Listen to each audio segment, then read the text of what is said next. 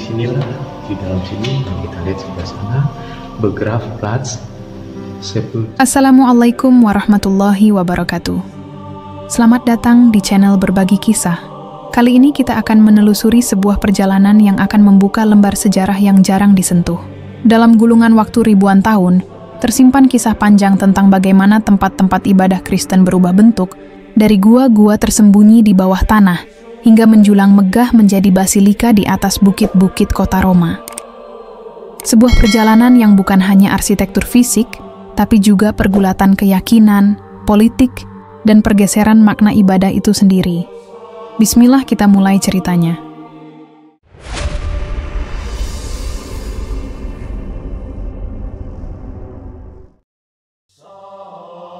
Bayangkan kita berdiri di lorong sempit bawah tanah, gelap dan lembab. Di dinding batu yang tergores usia, terdapat simbol-simbol samar, ikan, salib sederhana, nama-nama yang diukir diam-diam. Disinilah, di bawah tanah Roma, generasi pertama pengikut Isa Al-Masih bersembunyi. Mereka tak dikenal sebagai orang Kristen sebagaimana kita pahami kini, melainkan kelompok kecil yang menyebut diri mereka sebagai pengikut jalan. Sebagaimana disebut dalam catatan kuno, mereka bukan membangun gereja, bukan pula mendirikan bangunan suci. Tempat ibadah mereka hanyalah ruang doa di antara liang kubur, yang oleh sejarah disebut sebagai katakombe. Katakombe bukan sekadar makam, ia adalah saksi bisu ketakutan dan harapan. Ketika Kekaisaran Romawi menganggap ajaran Isa sebagai ancaman, setiap doa menjadi taruhan nyawa. Para pengikut Isa berlindung di sini, membawa lentera kecil dan membaca ayat-ayat yang mereka hafal. Sebagian diambil dari ajaran yang diwariskan para Hawariyun, murid-murid sejati Isa. Namun dalam riwayat yang dipegang oleh umat Islam, Isa tidak disalib, dan ajaran murninya tentang tauhid telah terdistorsi sejak awal oleh tangan manusia. Dalam hal ini, Al-Quran mengingatkan dalam surah An-Nisa ayat 157, dan karena ucapan mereka, sesungguhnya kami telah membunuh Al-Masih, Isa putra Maryam, Rasul Allah. Padahal mereka tidak membunuhnya dan tidak menyalibnya, tetapi yang diserupakan bagi mereka. Artinya, ajaran yang berkembang di katakombe bukan lagi seluruhnya murni. Sebagian pengikut Isa masih menjaga ajaran tauhid, namun sebagian lain mulai menerima tafsir baru yang perlahan menggeser makna keesaan Allah menjadi bentuk yang kabur. Dari sinilah awal mula perubahan bentuk tempat ibadah itu terjadi. Ketika kita menyusuri terowongan katakombe, di antara dindingnya terdapat lukisan samar tentang perempuan berkerudung membawa bayi. Lukisan itu kelak akan dikenal sebagai ikon Maria dan Yesus. Namun dalam catatan Islam, Maryam bukanlah dewi, bukan pula ibu dari Tuhan, melainkan hamba Allah yang suci. Dalam surah Maryam ayat 30, Isa berkata, "Sesungguhnya aku ini hamba Allah, dia memberiku kitab dan menjadikanku seorang nabi." Tapi di dunia bawah tanah itu, keyakinan manusia mulai berubah, dan perubahan itu berjalan perlahan, nyaris tanpa disadari. Beberapa abad kemudian, saat Kekaisaran Romawi mulai retak karena tekanan internal dan eksternal, muncul seorang kaisar yang mengubah arah sejarah, Konstantinus Agung. Tahun-tahun kekuasaannya menjadi titik balik terbesar dalam perjalanan tempat ibadah Kristen. Ia bukanlah pengikut Isa dari awal. Ia dibesarkan dalam tradisi penyembahan dewa-dewa Romawi, termasuk Mithra, dewa cahaya yang disembah dalam kuil bawah tanah mirip katakombe. Namun suatu malam, menurut catatan sejarah, Konstantinus mengaku melihat cahaya berbentuk salib di langit disertai tulisan, "Dengan tanda ini engkau akan menang." Sejak saat itu ia memeluk Kristen, atau setidaknya versi Kristen yang telah bercampur dengan unsur Romawi. Dengan dekritnya yang terkenal, Edict of Milan pada tahun 313 Masehi, Konstantinus menghapus larangan beribadah bagi umat Kristen. Maka dimulailah babak baru.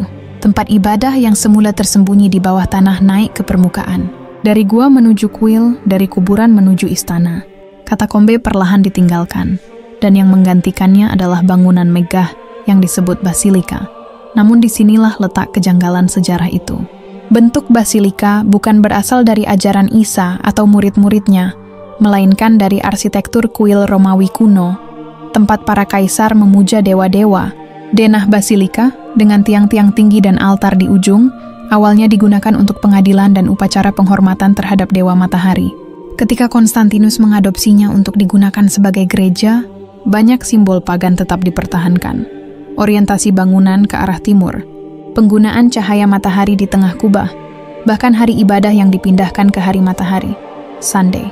Padahal Isa dan para pengikutnya beribadah di hari Sabtu, sebagaimana Bani Israel sebelumnya.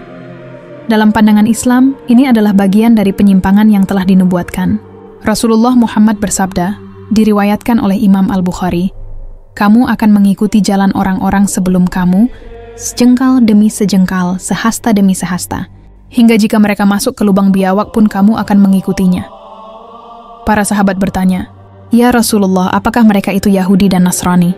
Beliau menjawab, "Lalu siapa lagi?" Pernyataan itu menjadi cermin bagaimana umat terdahulu perlahan meniru ritual kaum lain.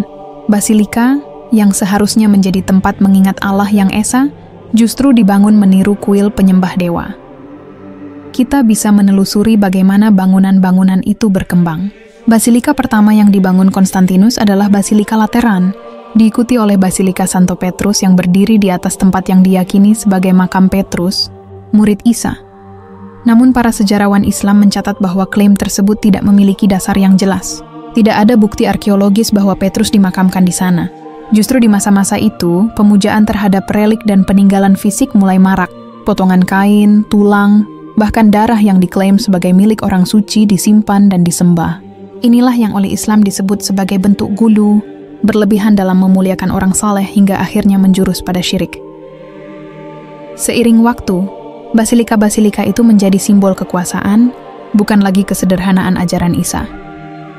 Dindingnya dipenuhi mozaik emas, patung-patung malaikat, dan lukisan Yesus dengan aura cahaya di kepala, simbol yang diambil dari ikonografi dewa Helios. Sejarah mencatat, banyak imam pada masa itu justru berasal dari keluarga bangsawan Romawi, yang sebelumnya adalah imam kuil pagan. Mereka membawa tradisi lama ke dalam ritual baru, hanya mengganti nama-nama dewa dengan nama-nama suci dari ajaran Isa. Bila kita menelusuri lebih dalam, akan terlihat pola yang mencolok. Gereja tidak lagi sekadar tempat ibadah, tetapi menjadi pusat kekuasaan politik. Basilika bukan hanya rumah doa, tetapi juga markas pengaruh. Dalam setiap batu yang disusun, terselip agenda kekaisaran, menyatukan rakyat Romawi di bawah simbol baru. Itulah mengapa Konstantinus memanfaatkan agama sebagai alat legitimasi. Ia memerintahkan pembangunan basilika di lokasi-lokasi strategis, di atas reruntuhan kuil lama, di titik-titik yang dahulu menjadi pusat penyembahan berhala. Seolah ingin menunjukkan bahwa agama baru ini bukan menggantikan paganisme, melainkan mewarisinya dengan wajah berbeda. Namun bagi para pengikut ajaran Tauhid, hal ini adalah peringatan besar. Islam memandang bahwa ajaran semua nabi, dari Nuh hingga Isa, menyeru pada satu pesan, sembahlah Allah dan jauhilah taghut. Maka, ketika rumah ibadah berubah menjadi monumen kemegahan manusia, maknanya pun bergeser. Dari pengabdian menjadi kebanggaan, dari ketundukan menjadi kekuasaan. Abad demi abad berlalu, basilika-basilika itu menjelma menjadi gereja megah di seluruh Eropa. Roma menjadi pusat kekuasaan baru, Vatikan berdiri sebagai negara tersendiri. Namun di balik keindahan arsitektur dan musik liturgi, ada sejarah panjang penyembunyian fakta. Para peneliti Muslim awal seperti Ibnu Hazm dan Al-Biruni telah menulis bagaimana Injil mengalami banyak perubahan. Dalam karya mereka dijelaskan bahwa struktur ibadah umat Nasrani telah jauh dari ajaran Isa. Mereka mendirikan altar, menyalakan lilin, menggunakan air suci, dan berdoa kepada manusia yang dianggap suci. Semua ini tidak pernah diajarkan Isa. Kisah ini bukan sekadar sejarah tempat, tapi sejarah pergeseran makna. Dari ruang sempit penuh ketakutan di katakombe, hingga aula megah penuh musik dan hiasan di basilika, terjadi pergeseran dari kesederhanaan menuju kemewahan, dari tauhid menuju pemujaan manusia. Dalam setiap perubahan itu, ada benang merah yang tak bisa diputus. Bagaimana manusia berulang kali tergoda untuk menukar kebenaran dengan simbol, mengganti keikhlasan dengan keindahan. Namun ada satu hal yang menarik. Islam sendiri tidak menolak keberadaan Isa, Maryam, maupun para Hawariyun. Justru Al-Quran menegaskan kemuliaan mereka. Yang ditolak adalah penyimpangan yang datang kemudian. Ketika kita membaca sejarah basilika, kita sesungguhnya sedang membaca sejarah bagaimana ajaran tauhid ditutupi oleh ornamen. Di balik pilar megah dan kaca berwarna, ada jejak manusia yang mencoba menyalin langit di bumi, namun lupa arah kiblatnya. Beberapa catatan kuno dari penulis Muslim pada masa awal penaklukan Romawi Timur menyebut bahwa di beberapa gereja tua ditemukan tulisan berbahasa Aram yang menyebut Isa sebagai Abda Allah. hamba Allah. Tulisan-tulisan ini kemudian dihapus atau ditimpa oleh salib emas dan mosaik. Bukti semacam ini menguatkan pandangan bahwa generasi awal pengikut Isa tidak pernah menyembahnya sebagai Tuhan. Mereka memandangnya sebagaimana Islam memandang, seorang nabi yang diutus dengan membawa petunjuk dan cahaya. Ketika Islam mulai tersebar pada abad ke-7, pasukan Muslim menemukan banyak kota Romawi dengan gereja besar berdiri di atas reruntuhan kuil pagan. Menariknya, beberapa sahabat Nabi yang menyaksikan bangunan itu berkomentar, sebagaimana diriwayatkan dalam kitab Al-Bidayah wan Nihayah karya Ibnu Katsir, bahwa rumah-rumah ibadah yang dibangun di atas dasar kesyirikan tidak akan tegak di hadapan kebenaran. Maka tidak heran ketika banyak basilika di wilayah Syam dan Mesir akhirnya berubah fungsi menjadi masjid setelah penaklukan, bukan karena paksaan tetapi karena penduduknya sendiri melihat kejelasan tauhid dalam Islam dibanding ritual yang mereka warisi. Kisah dari katakombe ke basilika adalah kisah bagaimana manusia berjuang mencari Tuhan di antara bayangan kekuasaan dan ketakutan. Di bawah tanah mereka berbisik dalam doa, di atas tanah mereka membangun menara menjulang.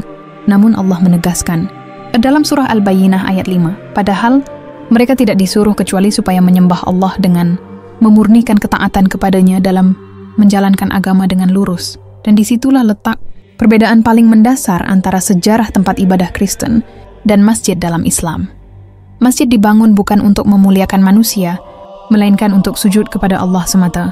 Tak ada patung, tak ada gambar, tak ada altar, hanya ruang kosong yang mengarahkan manusia pada satu titik, kiblat. Sementara basilika, dengan segala kemegahannya, menjadi cermin bagaimana bentuk fisik kadang menutupi substansi ruhani. Sejarah ini mengajarkan bahwa perubahan tempat ibadah bukan sekadar arsitektur, melainkan indikator pergeseran akidah.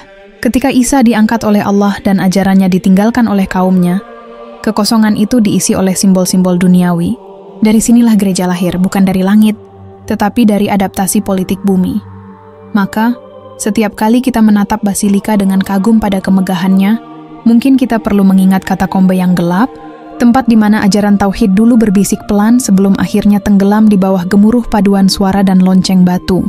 Di sanalah awal perjalanan ini dimulai, dari bawah tanah menuju langit-langit berlapis emas, dari kebenaran yang tersembunyi menuju kemewahan yang menyesatkan. Dan sejarah seperti biasa menyimpan ironi. Katakombe yang dulu menjadi simbol ketakutan kini menjadi situs wisata. Basilika yang dulu lambang kejayaan kini kosong dari makna tauhid.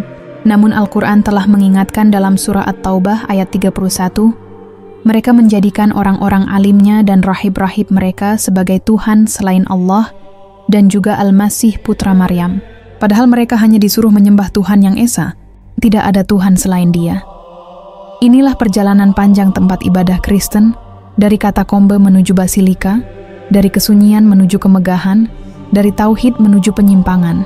Sebuah perjalanan sejarah yang menyingkap bagaimana manusia dapat mengubah bentuk ibadah menjadi alat kekuasaan, dan bagaimana cahaya kebenaran tetap berpendar di antara reruntuhan batu-batu tua, menunggu mereka yang mau mencari dengan hati yang bersih. Namun kisah ini belum berakhir. Setelah basilika berdiri dan gereja Roma memantapkan kekuasaannya, sesuatu yang lebih halus mulai terjadi, penulisan ulang sejarah. Dokumen-dokumen kuno yang berisi ajaran tauhid para pengikut Isa mulai menghilang satu persatu. Beberapa dibakar, sebagian disembunyikan, dan yang lain diubah agar sesuai dengan keputusan para konsili gereja. Disinilah titik paling misterius dalam perjalanan tempat ibadah Kristen. Tempat fisiknya berubah, dan bersamaan dengan itu, ajaran di dalamnya ikut dirombak. Konsili Nicea tahun 325 Masehi menjadi saksi bagaimana keyakinan manusia bisa diputuskan lewat sidang politik. Dalam ruangan megah yang dikelilingi patung dan lambang kekaisaran, para uskup berdebat bukan tentang makna kasih, tetapi tentang siapa Isa sebenarnya. Apakah dia manusia, nabi, atau Tuhan? Perdebatan itu akhirnya diputuskan dengan suara mayoritas. Isa dinyatakan sebagai Tuhan Anak. Sejak saat itu, keesaan Allah dalam ajaran Isa terkubur di bawah doktrin baru, Trinitas. Padahal, dalam riwayat-riwayat yang sampai kepada umat Islam melalui penjelasan Rasulullah dan para ulama Ahlus Sunnah wal Jamaah, Isa adalah nabi terakhir bagi Bani Israel, diutus untuk mengembalikan mereka kepada tauhid. Rasulullah Muhammad bersabda, diriwayatkan oleh Imam Muslim, "Demi Allah yang jiwaku di tangannya, sungguh Isa bin Maryam akan turun di tengah-tengah kamu sebagai hakim yang adil." Hadis ini menjadi penegas bahwa Isa bukan Tuhan, tetapi hamba Allah yang kelak akan kembali menegakkan kebenaran. Namun ketika sejarah diserahkan kepada kekuasaan, makna bisa berubah. Gereja yang dulu melarikan diri ke katakombe, kini menjadi lembaga yang menentukan apa yang boleh dan tidak boleh dipercaya. Mereka menghapus ajaran tauhid dan menggantinya dengan simbol-simbol yang lebih mudah diterima bangsa Romawi. Di altar basilika, dupa dibakar, lilin dinyalakan, dan patung Isa dipajang tinggi. Itu bukanlah ibadah seperti dalam ajaran nabi-nabi sebelumnya, melainkan ritual campuran antara agama dan budaya kekaisaran. Dalam pandangan Islam, peristiwa ini bukan sekadar kesalahan manusia, tetapi bagian dari ujian besar yang sudah disebut dalam Al-Quran. Dalam surah Al-Ma'idah ayat 72, Allah berfirman, "Sungguh telah kafir orang-orang yang mengatakan bahwa Allah ialah Al-Masih putra Maryam." Ayat ini turun bukan sekadar sebagai kecaman, tetapi sebagai peringatan bahwa keyakinan bisa menyimpang sejauh apapun ketika manusia menuhankan makhluk. Ketika kekuasaan gereja meluas, arsitektur basilika pun berkembang menjadi simbol penaklukan spiritual. Di setiap kota yang ditaklukkan Romawi, sebuah basilika dibangun di pusatnya. Itu bukan hanya tempat ibadah, tetapi pernyataan bahwa kuasa langit dan bumi telah disatukan di bawah salib. Ironisnya, salib yang dulu merupakan alat hukuman bangsa Romawi kini diubah menjadi lambang keselamatan. Di mata Islam, ini adalah bentuk pembalikan makna yang luar biasa. Al-Quran menegaskan bahwa Isa tidak pernah disalib, melainkan diangkat oleh Allah. Maka, simbol salib bukan tanda kemenangan, melainkan kesalahan sejarah yang diwariskan sebagai kebenaran palsu. Dari waktu ke waktu, basilika menjadi semakin megah, kubahnya makin tinggi, dindingnya makin gemerlap, namun ruhnya makin jauh dari pesan tauhid. Di balik kemegahan itu, para ilmuwan muslim di kemudian hari mulai menelusuri kembali asal-usul semua ini. Dalam karya monumental Al-Jawab As-Sahih Liman Baddala Din Al-Masih, Ibnu Taimiyah menjelaskan bagaimana ajaran Isa yang asli tentang tauhid diubah oleh para pengikutnya setelah beliau diangkat. Mereka menambah dan mengurangi isi Injil, menyamakan Isa dengan Tuhan, dan menjadikan pendeta sebagai pengganti hukum Allah. Ia menulis, "Sesungguhnya mereka menjadikan rahib dan pendeta sebagai penentu halal dan haram, padahal itu adalah hak Allah semata." Ketika Islam datang membawa cahaya wahyu yang baru, banyak rahib yang mengenali kebenaran itu. Dalam sejarah penaklukan Syam, Mesir, dan Andalusia, tercatat beberapa pendeta dan cendekiawan Nasrani yang masuk Islam setelah mempelajari Al-Quran. Mereka mengakui bahwa ajaran Muhammad adalah kelanjutan dari risalah Isa, bukan lawannya. Bahkan sebagian di antara mereka mengungkapkan bahwa dalam naskah-naskah lama berbahasa Ibrani dan Aram, ada nubuat tentang kedatangan Nabi terakhir yang bernama Ahmad, sebagaimana disebut dalam surah As-Saff ayat 6. Dan, ingatlah, ketika Isa putra Maryam berkata, "Wahai Bani Israel, sesungguhnya aku adalah utusan Allah kepadamu, membenarkan kitab sebelumku, yaitu Taurat, dan memberi kabar gembira dengan seorang rasul yang akan datang sesudahku, yang namanya Ahmad." Namun pihak gereja berusaha menutup rapat naskah-naskah itu. Mereka menyimpannya di ruang-ruang bawah tanah basilika, di perpustakaan Vatikan yang hingga kini sebagian besar isinya tak pernah dibuka untuk umum. Beberapa peneliti Muslim yang diundang pada masa Renaissance menemukan dokumen-dokumen tua yang menyebutkan nama Parakletos, yang dalam bahasa Yunani berarti yang terpuji, dan dalam tafsir Islam dimaknai sebagai kabar tentang Nabi Muhammad. Tapi naskah itu segera dihapus dari versi resmi Injil yang diedarkan setelahnya. Di titik inilah hubungan antara tempat ibadah dan kekuasaan mencapai puncaknya. Basilika bukan hanya rumah ibadah, melainkan tempat di mana keputusan politik dan teologi ditetapkan. Tak jarang, perang dan penaklukan dilakukan atas nama salib. Dari sini lahirlah perang salib, yang menjadi puncak kontradiksi antara ajaran kasih dan praktik kekerasan. Ironisnya, pasukan yang membawa panji salib menyerbu ke Timur Tengah untuk merebut tempat suci yang sesungguhnya lebih dihormati oleh Islam. Di Yerusalem, darah mengalir atas nama Tuhan, sementara Masjid Al-Aqsa yang suci menjadi saksi bagaimana agama yang diselewengkan berubah menjadi alat ambisi duniawi. Ketika pasukan Islam di bawah Salahuddin Al-Ayyubi merebut kembali Yerusalem, ia tidak menghancurkan gereja, tidak pula memaksa penduduknya masuk Islam. Ia hanya mengembalikan kehormatan tempat itu kepada makna semula, tempat ibadah kepada Allah yang esa. Salahuddin memahami bahwa kemegahan basilika tidak sebanding dengan kemurnian tauhid. Ia tahu bahwa setiap batu di bangunan megah itu adalah saksi penyimpangan yang dulu dimulai dari katakombe gelap. Seiring berlalunya waktu, Islam menyebar ke berbagai wilayah, dan setiap kali umat Muslim menemukan gereja tua, mereka menelitinya bukan sebagai musuh, melainkan sebagai jejak sejarah. Di Andalusia, banyak basilika yang diubah menjadi masjid tanpa merusak keindahannya. Mereka hanya menghapus patung, mengubah arah kiblat, dan menuliskan kalimat tauhid di dinding. Itu bukan penghancuran budaya, melainkan pemurnian makna. Dan disinilah perbedaan paling tajam antara sejarah Islam dan sejarah gereja. Islam tidak pernah mengenal konsep tempat suci yang hanya bisa diakses oleh kalangan tertentu.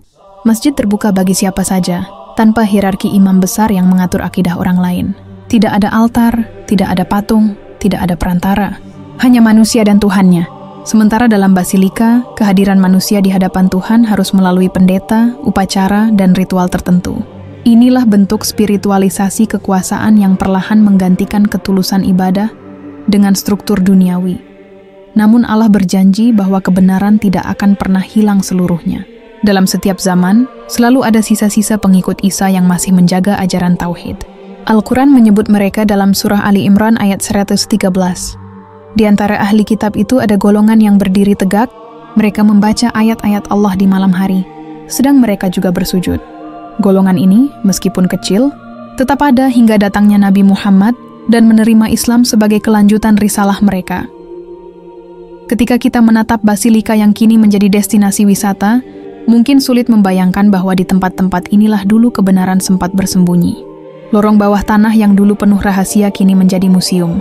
Kubah emas yang megah menyilaukan mata, namun di dalamnya gema tauhid telah lama redup.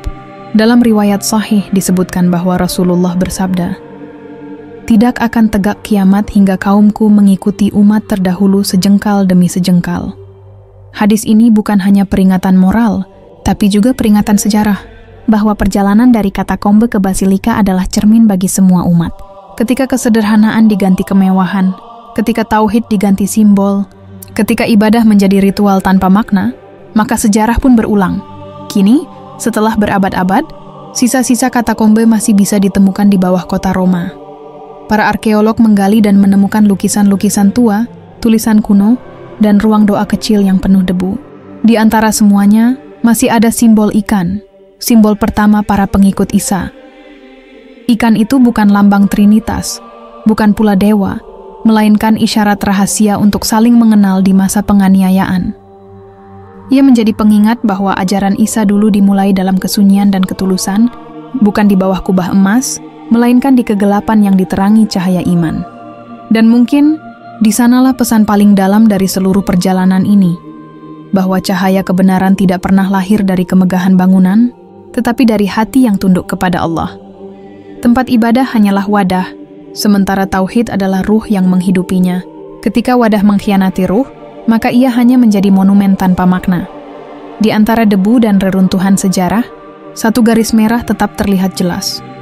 Perjalanan tempat ibadah Kristen bukan hanya transformasi arsitektur, tetapi metamorfosis makna yang menentukan arah peradaban barat hingga kini.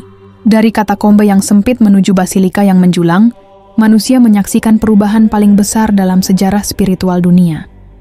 Setelah Konstantinus mengesahkan Kristen sebagai agama kekaisaran, basilika menjadi pusat kehidupan Romawi baru. Namun yang jarang diketahui adalah bahwa bentuk bangunannya sendiri merupakan adaptasi langsung dari aula pengadilan kekaisaran yang disebut basilika dalam bahasa Latin. Ia bukan rancangan rohani, melainkan rancangan politik. Dulu di sanalah para hakim duduk di kursi tinggi, rakyat berdiri di tengah aula, dan kaisar duduk di takhta di ujung ruangan, di belakang altar penghormatan kepada Dewa Matahari. Ketika bangunan ini diubah menjadi gereja, posisi kaisar digantikan oleh imam, dan altar dewa digantikan oleh altar salib. Struktur kekuasaan tetap sama, hanya simbolnya yang berubah. Inilah rahasia besar yang jarang diungkap, bahwa basilika bukanlah warisan ajaran Isa, melainkan warisan kekaisaran yang diselimuti bahasa agama. Sebagaimana Roma dahulu menyatukan rakyatnya dengan mitologi dewa-dewi, kini mereka menyatukan bangsa-bangsa dengan dogma gereja. Perubahan ini bukanlah kebangkitan spiritual, tetapi penyatuan politik yang dibungkus dalam selubung wahyu. Jika kita menelusuri lebih dalam, akan terlihat bahwa lokasi basilika-basilika besar tidak dipilih secara acak. Banyak diantaranya dibangun di atas kuil-kuil pagan yang sudah ada sebelumnya. Basilika Santo Petrus berdiri di atas kuil Dewa Mitra, dewa cahaya bangsa Romawi. Basilika Santa Maria Maggiore dibangun di atas bekas kuil Dewi Cibele, Dewi Ibu Bumi. Bahkan orientasi bangunannya tetap menghadap ke arah matahari terbit, bukan ke arah mana Isa berdoa, melainkan ke arah yang sejak lama dipuja dalam penyembahan berhala Romawi. Perubahan arah ini bukan hanya arsitektural, tetapi teologis. Di saat umat Islam sujud menghadap kiblat, arah yang ditentukan langsung oleh Allah, umat Nasrani di masa itu menghadap ke matahari, sumber cahaya yang disimbolkan sebagai lambang Kristus sang terang dunia. Padahal, Isa sendiri dalam ajaran yang sampai kepada Islam tidak pernah menyeru manusia menyembah dirinya, apalagi menyembah cahaya. Dalam surah Al-Maidah ayat 116, Allah berfirman tentang hari ketika Isa ditanya, "Apakah engkau mengatakan kepada manusia, jadikanlah aku dan ibuku dua Tuhan selain Allah?" Isa menjawab, "Maha suci engkau, tidaklah patut bagiku mengatakan apa yang bukan hakku." Kebenaran itu seakan dikubur di bawah batu marmer basilika. Gereja mengadopsi simbol-simbol pagan. Lingkaran cahaya di kepala orang suci berasal dari lambang dewa Sol Invictus. Air suci berasal dari upacara penyucian kuil Romawi, dan dupa yang dibakar berasal dari tradisi persembahan kepada dewa-dewi. Maka, dari katakombe yang sunyi, tempat orang-orang bersujud kepada Allah yang esa, manusia berpindah ke basilika yang bising, tempat manusia memuja simbol-simbol buatan tangan. Sejarah mencatat, pada abad ke-4 hingga ke-6, basilika menjadi alat penyebaran ideologi gereja ke seluruh dunia Romawi. Setiap wilayah taklukan wajib membangun basilika pusat, di mana ajaran resmi dari Roma disebarkan. Namun, di balik itu semua, kekuasaan kekaisaran tetap mengawasi. Kaisar menjadi pelindung gereja, dan gereja menjadi pelindung tahta. Tidak ada pemisahan antara kekuasaan spiritual dan kekuasaan duniawi. Hal ini sangat berbeda dengan Islam yang datang beberapa abad kemudian. Masjid tidak pernah menjadi istana, dan istana tidak pernah menjadi tempat ibadah. Rasulullah membangun Masjid Nabawi dengan dinding lumpur dan atap pelepah kurma, tanpa ornamen dan tanpa hierarki. Dari sanalah lahir peradaban yang membebaskan manusia dari perantara, memulihkan hubungan langsung antara hamba dan Tuhannya. Jika kita kembali ke Roma, kita akan menemukan sesuatu yang menarik.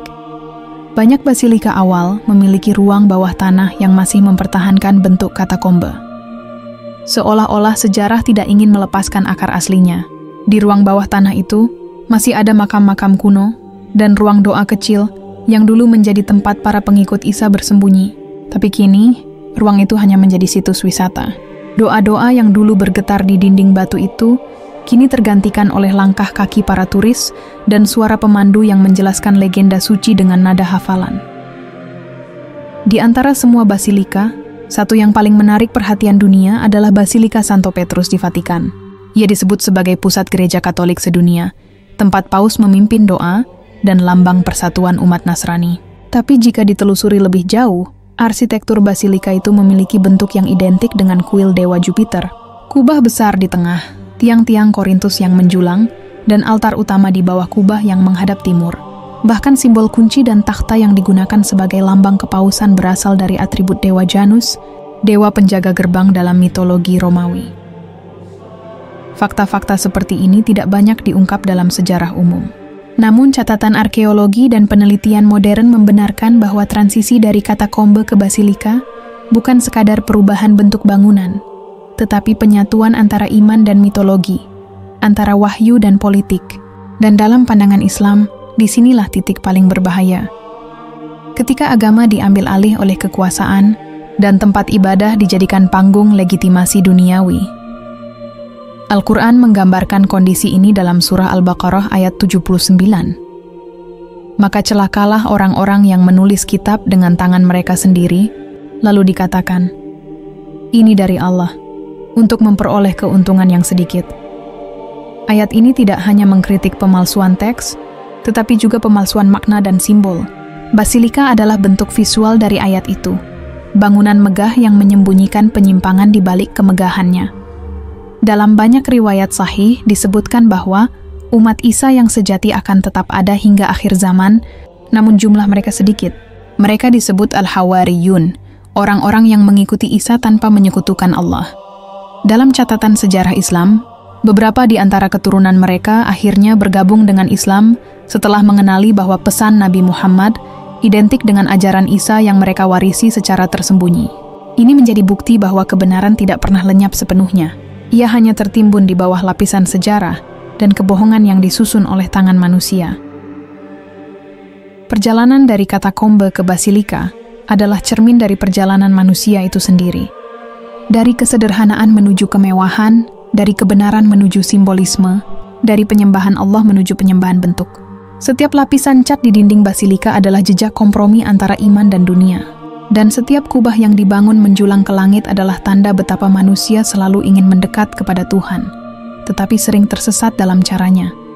Di banyak kota tua Eropa, jika seseorang menggali cukup dalam di bawah lantai basilika, mereka akan menemukan sisa-sisa katakombe, lorong-lorong kecil, simbol ikan, dan tulisan kuno yang menyebut Allah dalam bahasa Aram. Para arkeolog Muslim dan sejarawan Timur yang diundang pada masa penaklukan Islam di Suriah dan Mesir mencatat bahwa di beberapa gereja tua terdapat prasasti yang menegaskan bahwa Isa adalah hamba Allah. Namun setelah abad keempat, tulisan-tulisan itu dihapus dan diganti dengan simbol salib. Sampai hari ini, banyak di antara naskah kuno itu masih tersimpan di perpustakaan Vatikan, tidak dibuka untuk publik, tidak difoto, tidak diterjemahkan. Dalam ruang penyimpanan bawah tanah yang dijaga ketat, mungkin masih tersimpan potongan sejarah yang menegaskan kembali apa yang Islam katakan selama 14 abad, bahwa Isa tidak pernah mengajarkan Trinitas, tidak pernah mendirikan basilika, dan tidak pernah mengizinkan dirinya disembah. Dan disitulah titik kulminasi dari perjalanan ini. Katakombe melambangkan kebenaran yang tersembunyi. Basilika melambangkan kemewahan yang menutupi makna. Sejarah yang berjalan dari bawah ke atas ini adalah metafora tentang naiknya simbol dan turunnya substansi. Dari ruang sempit tempat manusia bersujud dalam sunyi, ke aula megah tempat manusia menatap langit, tetapi lupa kepada siapa seharusnya mereka bersujud. Perjalanan itu belum berakhir. Setiap kali umat manusia lebih tertarik pada kemegahan tempat ibadah daripada keikhlasan dalam ibadah, mereka sedang mengulang langkah yang sama, dari katakombe menuju basilika. Dan mungkin pada akhirnya sejarah akan berputar lagi. Ketika Isa bin Maryam kembali sebagaimana dijanjikan dalam Al-Quran dan hadis sahih, beliau tidak akan turun di atas altar emas atau kubah marmer, tetapi di antara manusia yang beriman, yang memurnikan ibadah hanya kepada Allah. Maka kisah dari katakombe ke basilika bukan sekadar masa lalu. Ia adalah pelajaran untuk masa kini, bahwa tempat ibadah tidak menentukan kebenaran, isi hati manusialah yang menentukannya, bahwa kegelapan katakombe bisa lebih suci daripada gemerlap basilika, jika di sana manusia benar-benar mengenal Tuhannya. Katakombe, kuburan bawah tanah yang menjadi saksi bisu bagaimana para pengikut Isa bersembunyi dari kekuasaan Romawi. Di tempat itulah mereka mengucapkan doa dalam bisikan, bukan nyanyian megah. Mereka tidak memiliki altar, tidak mengenal patung, tidak mengenakan jubah atau mahkota. Hanya keyakinan yang murni bahwa Allah adalah satu dan Isa adalah utusannya. Namun seiring waktu berlalu, ketika kekuasaan dunia mulai mencampuri urusan iman, bentuk ibadah mulai berubah.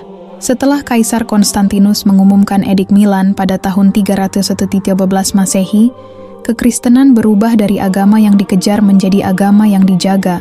Tapi di balik perlindungan itu, tersembunyi agenda politik yang halus, menjadikan agama sebagai alat penyatuan kekaisaran. Konstantinus tahu bahwa kekuatan sejati tidak datang hanya dari pasukan, tetapi dari keyakinan rakyatnya. Ia tidak sekadar memberi kebebasan beragama. Ia menciptakan agama versi kekaisaran. Ia menggabungkan unsur penyembahan lama dengan keyakinan baru, menjadikannya satu sistem keimanan yang bisa diterima semua pihak. Dari sanalah muncul bentuk pertama basilika, rumah ibadah yang meminjam tubuh dari istana Romawi dan menanamkan roh baru di dalamnya. Basilika pertama yang dibangun di Roma bukanlah rumah doa seperti katakombe, tetapi aula pemerintahan yang diubah fungsi. Struktur dasarnya tetap sama, ruangan besar, langit-langit tinggi, pilar-pilar megah, dan kursi kehormatan di bagian ujung. Kursi itu dulu untuk hakim kekaisaran, kini untuk uskup agung. Meja pengadilan berubah menjadi altar. Hukum manusia berubah menjadi liturgi gereja. Namun posisi simbolik kekuasaan tidak berubah, tetap di atas rakyat. Itulah pergeseran yang tidak disadari banyak orang. Dalam katakombe, semua orang sejajar. Tidak ada yang lebih tinggi dari yang lain. Mereka berkumpul dalam lingkaran kecil, memohon pertolongan Allah dalam gelap, tapi dalam basilika hierarki menjadi nyata. Imam di atas, umat di bawah, dan Tuhan di puncak kubah yang jauh. Struktur bangunan menggambarkan struktur kekuasaan. Inilah bagaimana teologi baru disusun bukan hanya lewat kata-kata, tapi juga lewat batu, marmer, dan arsitektur. Menariknya, banyak basilika dibangun dengan mengadopsi rancangan kuil pagan. Bahkan simbol-simbolnya tidak diganti secara total. Relief matahari, lingkaran cahaya, dan simbol burung elang masih dipertahankan, hanya ditafsir ulang dengan makna baru.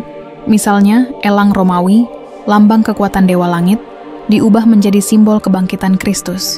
Lingkaran cahaya di kepala Dewa Mitra menjadi halo di kepala orang suci. Ritual pembakaran dupa yang dulu dipersembahkan kepada Jupiter kini dilakukan untuk para santo. Perubahan makna tanpa perubahan bentuk, sebuah strategi sinkretisme yang sangat halus dan politis. Namun, dari sudut pandang Islam, semua itu adalah bentuk penyimpangan yang nyata. Rasulullah bersabda dalam hadis sahih riwayat Imam Muslim, "Kalian pasti akan mengikuti jejak langkah umat-umat sebelum kalian sejengkal demi sejengkal, sehasta demi sehasta. Sampai jika mereka masuk ke lubang biawak, kalian pun akan mengikutinya." Ketika Islam menelah sejarah Kristen, sabda ini seakan menggambarkan perjalanan dari katakombe ke basilika, dari kesederhanaan menuju simbolisme yang berlebihan. Para ulama tafsir dari kalangan Ahlus Sunnah wal Jamaah memandang bahwa kemewahan tempat ibadah seringkali menjadi tanda mula kehancuran spiritual. Al-Imam Malik bin Anas pernah berkata, "Ketika umat bermegah-megahan dalam membangun masjid, maka mereka telah kehilangan kekhusyukan. Jika peringatan ini berlaku bagi umat Islam, maka lebih-lebih lagi terlihat dalam sejarah umat sebelum kita. Bagaimana rumah doa, sederhana berubah menjadi istana marmer yang lebih mengundang, decak kagum daripada ketundukan. Di kota Konstantinopel, yang kemudian menjadi Istanbul, berdirilah Hagia Sophia, mahakarya arsitektur yang menjadi simbol transisi paling jelas antara kekuasaan spiritual dan politik. Ketika dibangun pada abad ke-6 oleh Kaisar Justinian, bangunan ini bukan sekadar gereja, ia adalah manifestasi kekuasaan Kekaisaran Bizantium. Kubahnya menjulang setinggi 55 meter, seolah menembus langit, dindingnya dipenuhi mosaik emas dan batu mulia. Tapi di balik semua keindahan itu, ada satu hal yang menarik.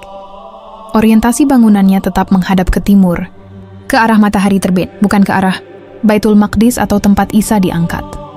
Para sejarawan Muslim seperti Al-Mas'udi dan Ibnu Khaldun mencatat bahwa bentuk Hagia Sophia dan basilika lain di timur sangat dipengaruhi oleh kuil penyembahan dewa matahari. Ketika Islam datang dan menaklukkan Konstantinopel pada tahun 1453, Sultan Mehmed II tidak menghancurkan Hagia Sophia, melainkan mengubahnya menjadi masjid.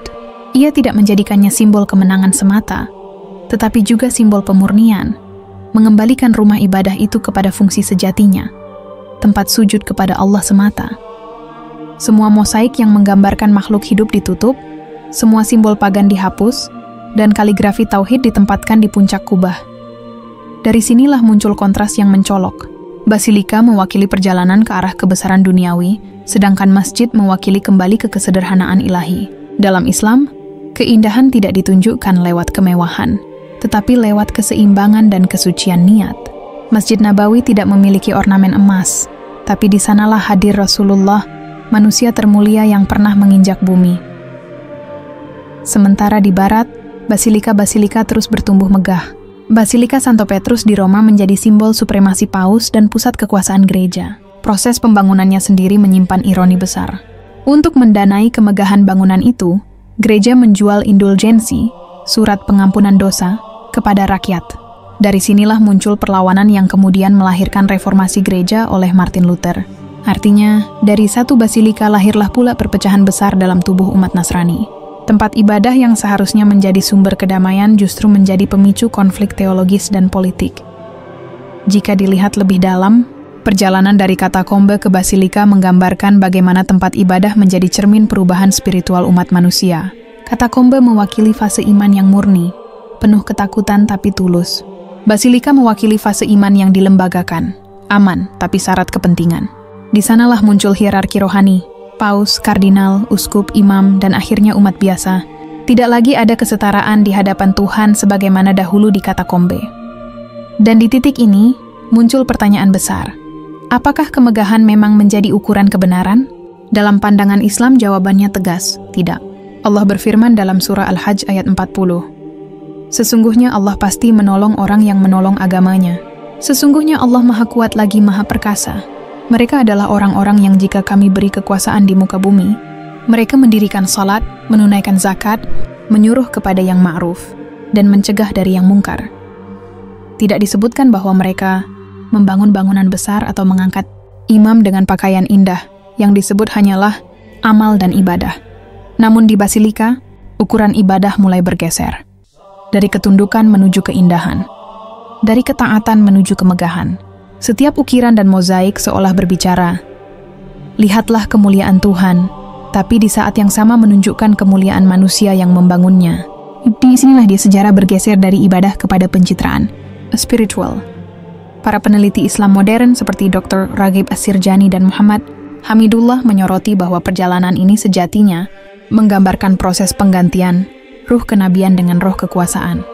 Ketika para pengikut Isa yang awalnya melarikan diri dari penguasa akhirnya menjadi bagian dari penguasa itu sendiri, maka tempat ibadah pun berubah fungsi. Ia tidak lagi sekadar rumah Tuhan, tapi markas otoritas. Dan perubahan itu, dari katakombe menuju basilika, bukan hanya perubahan fisik, ia adalah perubahan ruh, perubahan arah sejarah, dari bumi yang gelap menuju langit yang gemerlap, tapi justru kehilangan arah menuju Sang Pencipta.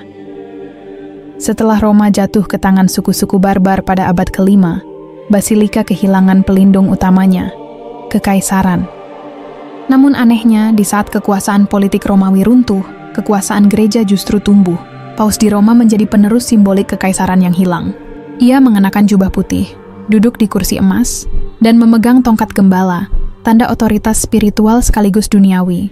Basilika Santo Petrus dijadikan pusat kendali baru atas Eropa. Dari sanalah perintah keluar, bukan hanya untuk urusan iman, tapi juga perang, pajak, dan kekuasaan. Bentuk bangunan basilika pun mulai mengalami perubahan. Dulu, ia hanya berupa aula panjang dengan tiang-tiang tinggi dan satu kubah utama. Namun setelah abad ke-8, muncul gaya baru. Basilika bergaya Romano-Gotik, dengan menara lonceng yang menjulang, kaca patri berwarna, dan ukiran yang menggambarkan kisah para santo. Setiap jengkal dindingnya menjadi kitab visual, menampilkan kisah yang dikonstruksi gereja untuk menguatkan doktrin Trinitas dan ketuhanan Isa. Namun, jika kita perhatikan lebih dalam, banyak dari simbol itu berasal dari sumber-sumber yang jauh lebih tua. Bentuk salib yang digunakan bukanlah salib kayu sederhana seperti yang konon digunakan dalam penyaliban, tetapi salib matahari, simbol Dewa Tammuz di Babilonia. Lambang ibu dan anak dalam ikon Maria dan Yesus mengambil inspirasi dari patung Dewi Isis yang menggendong Horus di Mesir kuno. Bahkan bentuk kubah basilika sendiri diambil dari kuil-kuil Romawi dan Yunani yang digunakan untuk memuja Dewa Zeus dan Apollo. Perubahan ini bukan sekadar kebetulan, tetapi hasil dari proses panjang sinkretisme, pencampuran unsur pagan dengan ajaran yang diklaim sebagai wahyu. Inilah titik yang dijelaskan para ulama aswaja seperti Ibnu Katsir dan Al-Qurtubi dalam tafsir mereka terhadap surah At-Taubah ayat 31. Mereka menjadikan orang-orang alim dan rahib mereka sebagai Tuhan selain Allah. Maksudnya, bukan bahwa mereka menyembah para rahib itu secara langsung, tetapi mereka menjadikan hukum dan ajaran para pemuka agama itu sebagai pengganti hukum Allah. Dalam konteks sejarah, Basilika menjadi tempat pengesahan hukum-hukum manusia atas nama Tuhan. Ketika Islam mulai meluas ke Syam, Mesir, dan Andalusia, para sejarawan Muslim menemukan jejak-jejak dari proses itu. Di Damaskus, misalnya, berdiri sebuah gereja besar bernama Basilica of John the Baptist. Setelah penaklukan oleh Khalifah Al-Walid bin Abdul Malik, gereja itu diubah menjadi Masjid Agung Umayyah. Tapi sebelum diubah, para ulama memeriksa isinya dan menemukan prasasti kuno dalam bahasa Suryani yang berbunyi, "Tiada Tuhan selain Allah." Prasasti itu kemudian dibersihkan dan diabadikan di dinding masjid baru. Fakta ini mengguncang, karena membuktikan bahwa sebelum konsep ketuhanan Isa dimunculkan oleh gereja, ajaran awal yang sampai kepada bangsa-bangsa Syam masih berbicara tentang keesaan Tuhan. Para ahli arkeologi Islam kemudian menemukan pola yang sama di Mesir dan Palestina. Banyak basilika awal yang dibangun di atas fondasi sinagoge Yahudi atau rumah ibadah monoteis kuno. Setelah Islam datang, tempat-tempat itu tidak dihancurkan, melainkan dipulihkan. Islam tidak membangun tempat ibadah baru dari kehancuran, melainkan mengembalikan fungsi aslinya. Rumah doa yang ditujukan hanya kepada Allah. Di Andalusia, hubungan antara arsitektur basilika dan masjid terlihat paling jelas. Ketika umat Islam menaklukkan Spanyol pada abad ke-8, mereka menemukan ratusan gereja bergaya basilika. Namun arsitek Muslim tidak serta-merta menolaknya. Mereka mempelajari strukturnya, menghapus simbol-simbol yang bertentangan dengan tauhid, dan mengubah arah bangunan menghadap kiblat. Dari sinilah lahir masjid-masjid dengan pilar panjang seperti Masjid Cordoba, yang sejatinya adalah evolusi dari bentuk basilika, tetapi disucikan dengan makna baru. Masjid Cordoba memiliki deretan kolom yang seolah tak berujung, mengingatkan pada lorong-lorong katakombe yang gelap. Tapi bedanya, cahaya kini masuk dari setiap sisi. Tidak ada patung, tidak ada altar, hanya ruang luas tempat manusia bisa bersujud di mana saja. Dari ruang itulah umat Islam membangun ilmu, filsafat, dan peradaban. Di saat basilika menjadi simbol kekuasaan, masjid menjadi sumber pengetahuan. Dari menara Cordoba, azan berkumandang memanggil manusia kembali kepada suara yang dulu bergema di lorong-lorong katakombe. Suara yang mengatakan, tiada Tuhan selain Allah. Namun di Eropa, basilika terus berevolusi menjadi monumen keangkuhan rohani. Pada abad ke-12 hingga 15, muncul gaya gotik yang lebih ekstrim. Dinding semakin tinggi, jendela berwarna semakin rumit, dan atap semakin tajam menjulang ke langit. Arsitektur ini dirancang bukan untuk menciptakan ketenangan batin, tetapi rasa kagum dan tunduk kepada institusi gereja. Cahaya matahari masuk melalui kaca patri berwarna, menciptakan suasana mistik yang menawan, tapi juga menakutkan. Di tengah ruang, altar emas menyala, dan suara organ bergema memecah kesunyian. Semua elemen itu bekerja bersama untuk menciptakan suasana kehadiran ilahi yang dikendalikan manusia. Dalam pandangan Islam, inilah puncak penyimpangan makna tempat ibadah, karena yang sejati bukanlah bangunan yang meninggikan langit, tapi yang merendahkan hati. Rasulullah bersabda dalam hadis sahih riwayat Abu Dawud, "Bumi seluruhnya telah dijadikan bagiku sebagai masjid dan alat untuk bersuci. Tidak ada dinding, tidak ada batas, tidak ada strata. Ibadah sejati tidak butuh arsitektur megah, hanya butuh keikhlasan dan arah yang benar." Namun seiring bergulirnya waktu, basilika mulai kehilangan peran spiritualnya. Setelah masa reformasi pada abad ke-16, banyak basilika ditinggalkan. Di Jerman, Prancis, dan Inggris, umat Nasrani terpecah menjadi berbagai sekte. Sebagian menolak kemewahan gereja dan kembali kepada bentuk ibadah yang sederhana. Tapi sebagian lain justru makin memperindah bangunan sebagai lambang kejayaan. Ironisnya, semakin megah gereja, semakin kosong isinya. Banyak basilika yang kini hanya menjadi museum atau tempat wisata. Dan disinilah sejarah berputar dengan cara yang aneh. Apa yang dulu dimulai di bawah tanah, di katakombe yang gelap, kini berakhir di bangunan yang terang tapi sunyi. Ketika manusia mencari Tuhan di bawah tekanan dan bahaya, mereka menemukannya dalam kesederhanaan. Tapi ketika mereka mencarinya di tengah kemegahan dunia, mereka kehilangan arah. Yang menarik, bahkan para peneliti barat modern mulai menyadari hubungan antara katakombe awal dan nilai-nilai yang lebih dekat dengan Islam. Dalam naskah kuno yang ditemukan di dekat Yerusalem dan Mesir, banyak doa para pengikut Isa awal yang menggunakan kalimat seperti, "Ya Allah, Engkau Tuhan langit dan bumi, Engkau tidak beranak dan tidak diperanakkan." Kalimat ini identik dengan makna surah Al-Ikhlas. Artinya, di masa sebelum doktrin Trinitas dilembagakan di Basilika, ajaran Tauhid masih hidup di antara umat Isa. Perjalanan arsitektur ini sebenarnya adalah perjalanan teologi yang diwujudkan dalam batu. Katakombe adalah bentuk fisik Tauhid, sempit, gelap, tapi penuh keikhlasan. Basilika adalah bentuk fisik kompromi, luas, megah, tapi penuh campuran. Masjid adalah bentuk pemurnian, terbuka, tenang, dan bersih dari simbol. Para sejarawan Islam melihat bahwa pola ini bukan hanya kebetulan sejarah, melainkan sunnatullah, hukum yang Allah tetapkan atas umat-umat terdahulu. Ketika wahyu ditinggalkan dan digantikan oleh simbol, maka agama akan melahirkan kekuasaan, bukan ketundukan. Dan ketika kekuasaan itu runtuh, Allah akan menurunkan umat baru yang memurnikan ajarannya kembali, sebagaimana firman-Nya dalam surah Muhammad ayat 38. Jika kamu berpaling, maka Allah akan mengganti kamu dengan kaum yang lain, dan mereka tidak akan seperti kamu. Dalam perjalanan panjang ini, basilika bukan hanya bangunan, ia adalah monumen keangkuhan manusia atas nama Tuhan. Tapi di bawah lantai marmernya, di bawah reruntuhan altar dan mozaik, masih ada sisa-sisa katakombe, simbol iman yang murni, yang suatu hari mungkin akan kembali ditemukan. Sejak abad ke-20, Vatikan menjadi salah satu situs paling dijaga ketat di dunia. Namun di bawah lantai marmernya yang berkilau, tersembunyi dunia lain. Dunia bawah tanah yang nyaris tak tersentuh selama berabad-abad. Para arkeolog menyebutnya Scavi Vaticani, penggalian arkeologi yang dilakukan di bawah Basilika Santo Petrus. Secara resmi, proyek ini dimulai pada tahun 1940-an atas izin Paus Pius XII. Tapi di balik laporan-laporan resminya, ada temuan-temuan yang tidak pernah diumumkan secara terbuka. Lapisan pertama yang mereka temukan adalah sisa-sisa kompleks pemakaman Romawi dari abad pertama Masehi. Di antara dinding-dinding batu bata merah, ada ruang-ruang sempit dengan ukiran simbol ikan, jangkar, dan tulisan Yunani kuno yang berarti Allah adalah penyelamat. Yang mencengangkan, dalam beberapa prasasti itu, nama Yesus tidak disebut sebagai Tuhan, melainkan sebagai Rasul Allah. Kalimat yang nyaris identik dengan penyebutan dalam Al-Quran. Isa putra Maryam, utusan Allah. Para peneliti yang bekerja di bawah izin Vatikan tidak diizinkan memotret sebagian besar prasasti itu. Beberapa di antaranya ditutup kembali dengan semen setelah didokumentasikan secara internal. Namun laporan-laporan bocor dari para arkeolog independen seperti Margherita Guarducci mengindikasikan bahwa banyak simbol dan tulisan di ruang bawah basilika justru menunjukkan kesamaan dengan tradisi monoteistik Timur Tengah, bukan doktrin Trinitas yang kini dikenal dalam ajaran gereja. Salah satu ruang yang paling menarik disebut Nekropolis Petrus. Di sanalah konon disimpan makam Santo Petrus, murid utama Isa. Namun penelitian arkeologis menunjukkan ketidaksesuaian.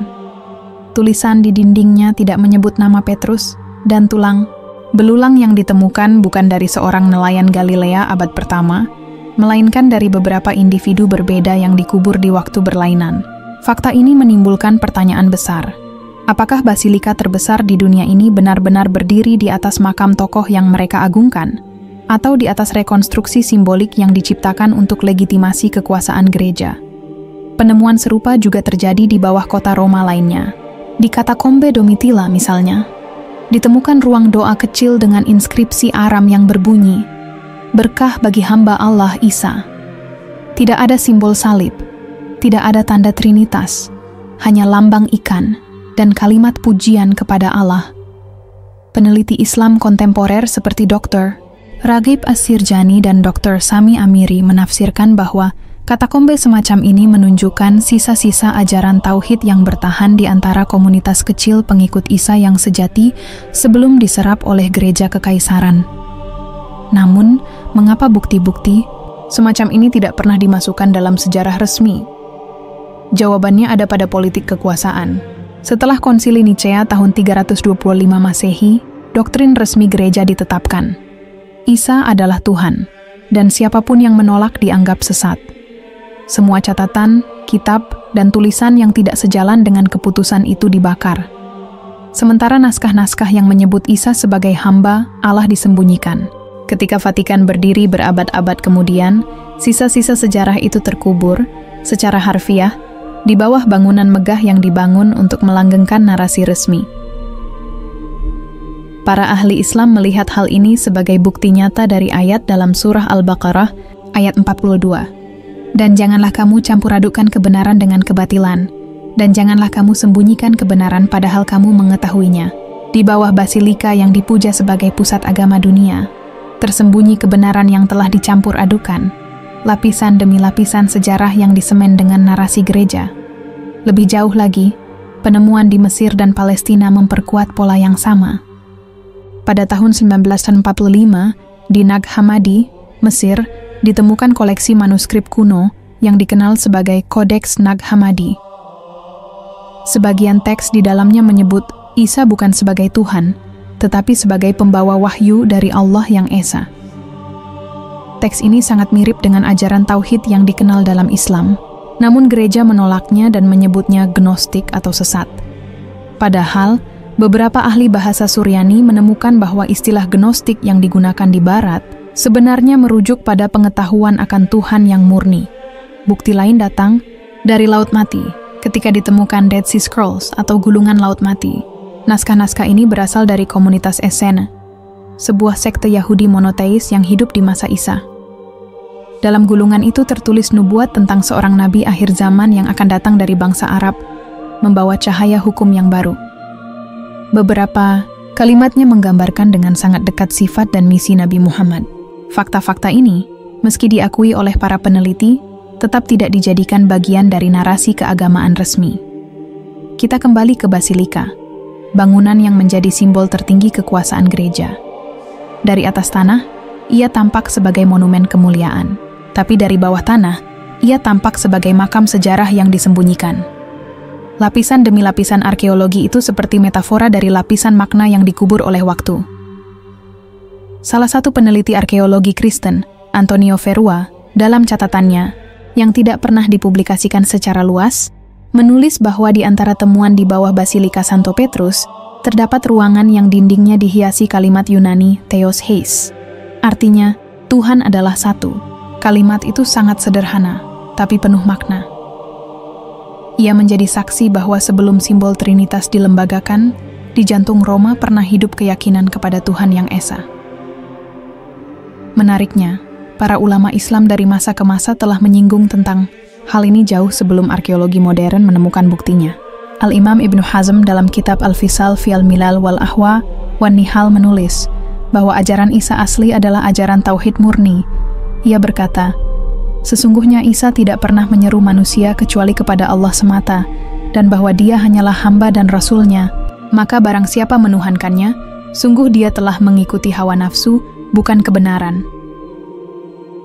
Keterangan Ibn Hazm ini baru tampak memiliki bukti empiris berabad-abad kemudian, ketika para arkeolog menemukan kalimat Tuhan adalah satu di bawah basilika itu sendiri. Betapa ironisnya, tempat yang dianggap puncak ajaran ketuhanan justru berdiri di atas fondasi yang menegaskan keesaan Allah. Perjalanan dari katakombe ke basilika adalah kisah tentang bagaimana manusia mengubah makna kesucian. Katakombe dibangun untuk melindungi iman dari penguasa dunia. Basilika dibangun untuk melanggengkan penguasa dunia atas nama iman. Satu dibangun dengan tangan para pengikut Isa yang bersembunyi. Yang lain dibangun dengan tangan para kaisar yang berkuasa. Namun keduanya terhubung oleh satu garis bawah tanah yang tak bisa dihapus. Keyakinan bahwa di balik semua simbol, Tuhan tetap satu. Hingga kini, sebagian besar area bawah Basilika Santo Petrus tidak dibuka untuk umum. Hanya segelintir peneliti yang diizinkan masuk, dan itu pun dengan pengawasan ketat. Banyak rumor beredar bahwa di ruang terdalam, yang disebut Archivum Secretum, Vatikanum, arsip rahasia Vatikan, tersimpan ribuan dokumen kuno, termasuk surat-surat dalam bahasa Arab dan Aram yang membicarakan tentang Nabi Muhammad dan naskah-naskah pengikut Isa yang bertauhid. Tidak ada yang tahu pasti, karena aksesnya dibatasi hanya untuk paus dan kurator khusus. Satu hal yang pasti, lapisan sejarah di bawah basilika bukan hanya batu dan tulang, melainkan jejak spiritual yang membisikkan pesan dari masa lalu, bahwa agama yang sejati tidak butuh perantara, tidak butuh kemewahan, tidak butuh istana. Ia cukup dengan keikhlasan. Dan mungkin, di bawah lantai marmer yang dingin itu, masih tersisa gema doa-doa para pengikut Isa awal yang berbisik lirih. La ilaha illallah. Ketika abad pertengahan mulai membentang, basilika-basilika megah sudah menjulang di seluruh Eropa. Dari Roma hingga Konstantinopel, dari Ravenna hingga Gaul, suara lonceng gereja menggema setiap hari. Namun, di balik dentang suci itu, sedang tumbuh ketegangan ideologis yang belum pernah terjadi sebelumnya. Gereja bukan lagi sekadar tempat ibadah. Ia telah menjelma menjadi pusat kekuasaan politik, ekonomi, dan identitas budaya. Sementara itu, di Jazirah Arab yang kering dan terpencil, lahirlah peradaban yang membawa pesan yang telah lama hilang dari bumi barat, bahwa Tuhan itu satu dan tidak beranak serta tidak diperanakkan. Ketika Islam muncul, ia datang bukan sebagai agama baru, tetapi sebagai penyambung wahyu lama yang telah terdistorsi oleh sejarah. Maka benturan antara dua dunia ini tidak hanya bersifat militer, tetapi juga teologis. Benturan antara tauhid dan trinitas, antara kesederhanaan iman dan kemegahan lembaga gereja. Para sejarawan Muslim klasik seperti Ibn Katsir dan Al-Yaqubi menulis bahwa ketika umat Islam pertama kali menaklukkan Syam, Mesir, dan wilayah Bizantium, mereka menemukan gereja-gereja besar yang dibangun di atas reruntuhan kuil Romawi kuno. Di bawah lantai-lantai marmernya, masih ditemukan ruang bawah tanah kecil yang dahulu menjadi tempat persembunyian kaum Nasrani awal, para pengikut Isa yang tidak mengenal konsep anak Tuhan. Khalifah Umar bin Khattab ketika menaklukkan Yerusalem menyaksikan sendiri bagaimana gereja-gereja besar itu menyimpan lapisan sejarah yang saling menimpa. Ia tidak menghancurkannya, melainkan menegaskan prinsip, kami tidak memerangi rumah-rumah ibadah, tapi kami memerangi kesyirikan yang ada di dalamnya.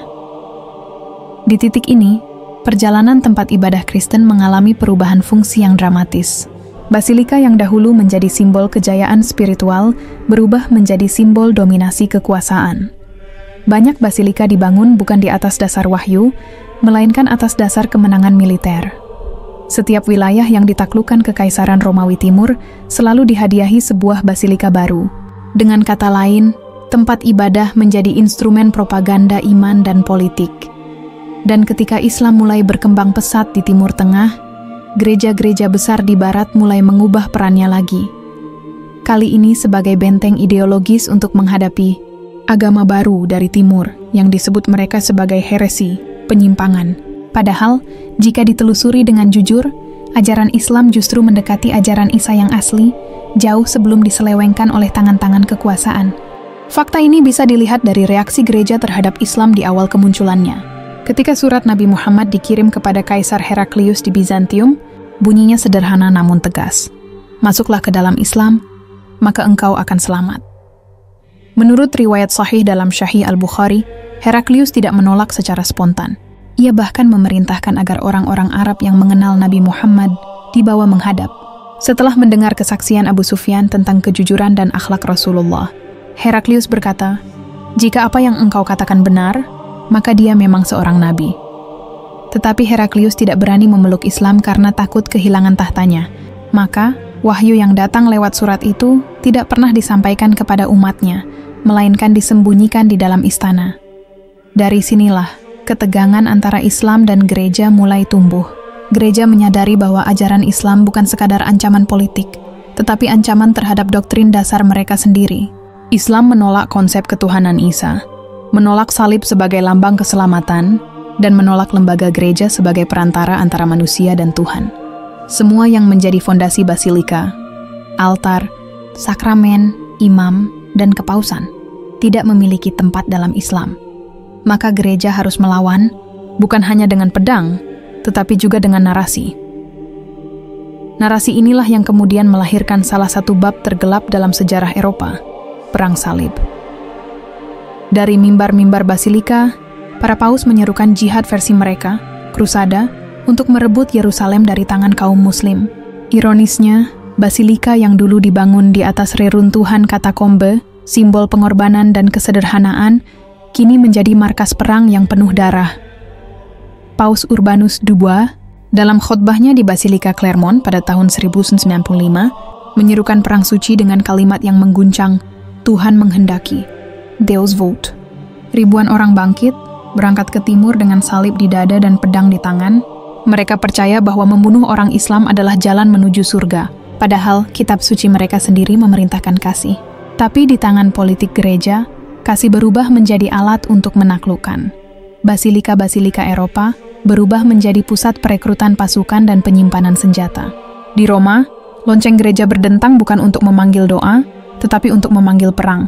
Sementara di timur, kaum muslim mempertahankan Baitul Maqdis dengan keyakinan bahwa mereka sedang menjaga amanat para nabi, termasuk Isa putra Maryam. Namun, sesuatu yang tidak disadari oleh banyak orang terjadi selama Perang Salib. Pertemuan dua peradaban itu justru membuka kembali pintu pengetahuan yang telah lama tertutup di Eropa. Para tentara salib, yang awalnya datang untuk menghancurkan Islam, pulang membawa kekaguman terhadap ilmu dan kebudayaan muslim. Mereka melihat masjid-masjid besar, madrasah, dan perpustakaan yang jauh lebih maju daripada gereja mereka sendiri.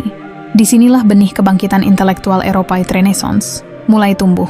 Ironisnya, kebangkitan itu berasal dari dunia Islam yang dulu mereka perangi. Sejarawan Muslim Al-Kalkashandi mencatat bahwa Setelah pasukan salib kembali ke Eropa, banyak arsitek mereka mulai meniru desain masjid dalam pembangunan basilika-basilika baru. Kubah besar, menara tinggi, dan lorong-lorong lengkung yang kini menjadi ciri khas arsitektur gereja Gotik. Semuanya terinspirasi dari dunia Islam.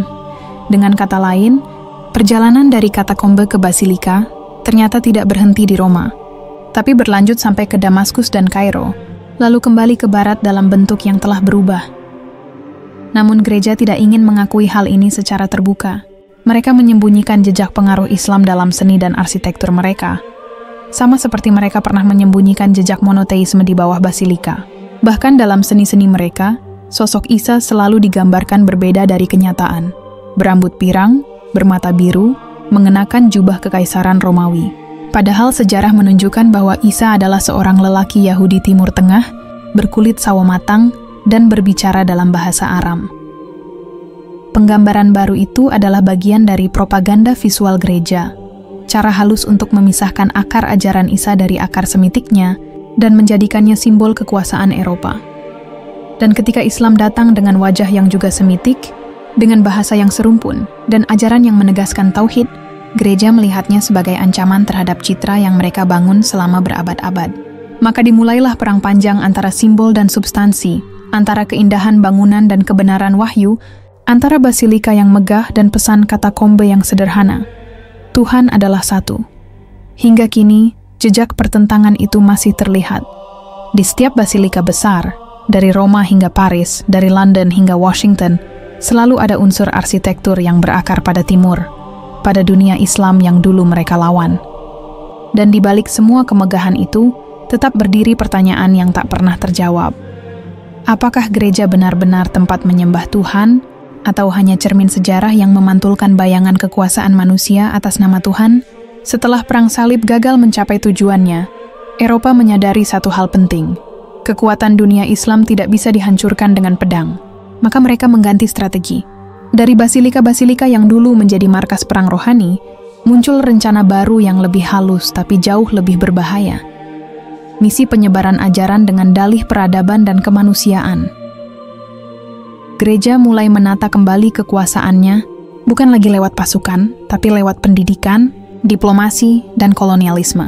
Para biarawan dan pastor dilatih bukan hanya untuk berkhotbah, tapi juga untuk menjadi penjelajah, ilmuwan, dan penerjemah.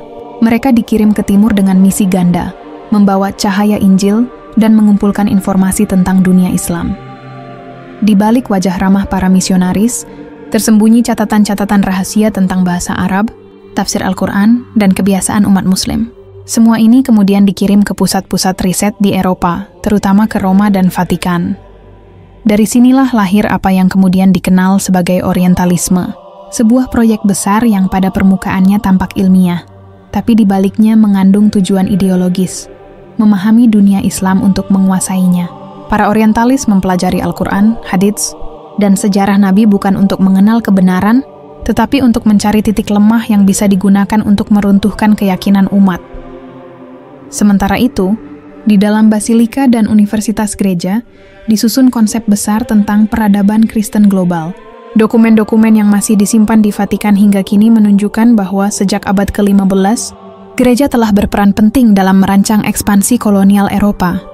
Mereka memayungi para penjelajah seperti Columbus, Vasco da Gama, dan Magellan dengan restu rohani, sebuah restu yang disebut Bulla Papalis. Surat-surat Paus itu memberi izin menaklukkan negeri-negeri jauh atas nama Tuhan. Dan negeri-negeri itu, sebagian besar adalah negeri-negeri Muslim. Dari Afrika Utara hingga Nusantara, dari Mesir hingga Aceh, misi yang diklaim sebagai penyebaran peradaban ternyata juga menyertakan agenda penyebaran agama. Gereja tidak lagi hanya berdiri di Roma, tapi menjelma menjadi simbol kekuasaan di setiap tanah jajahan.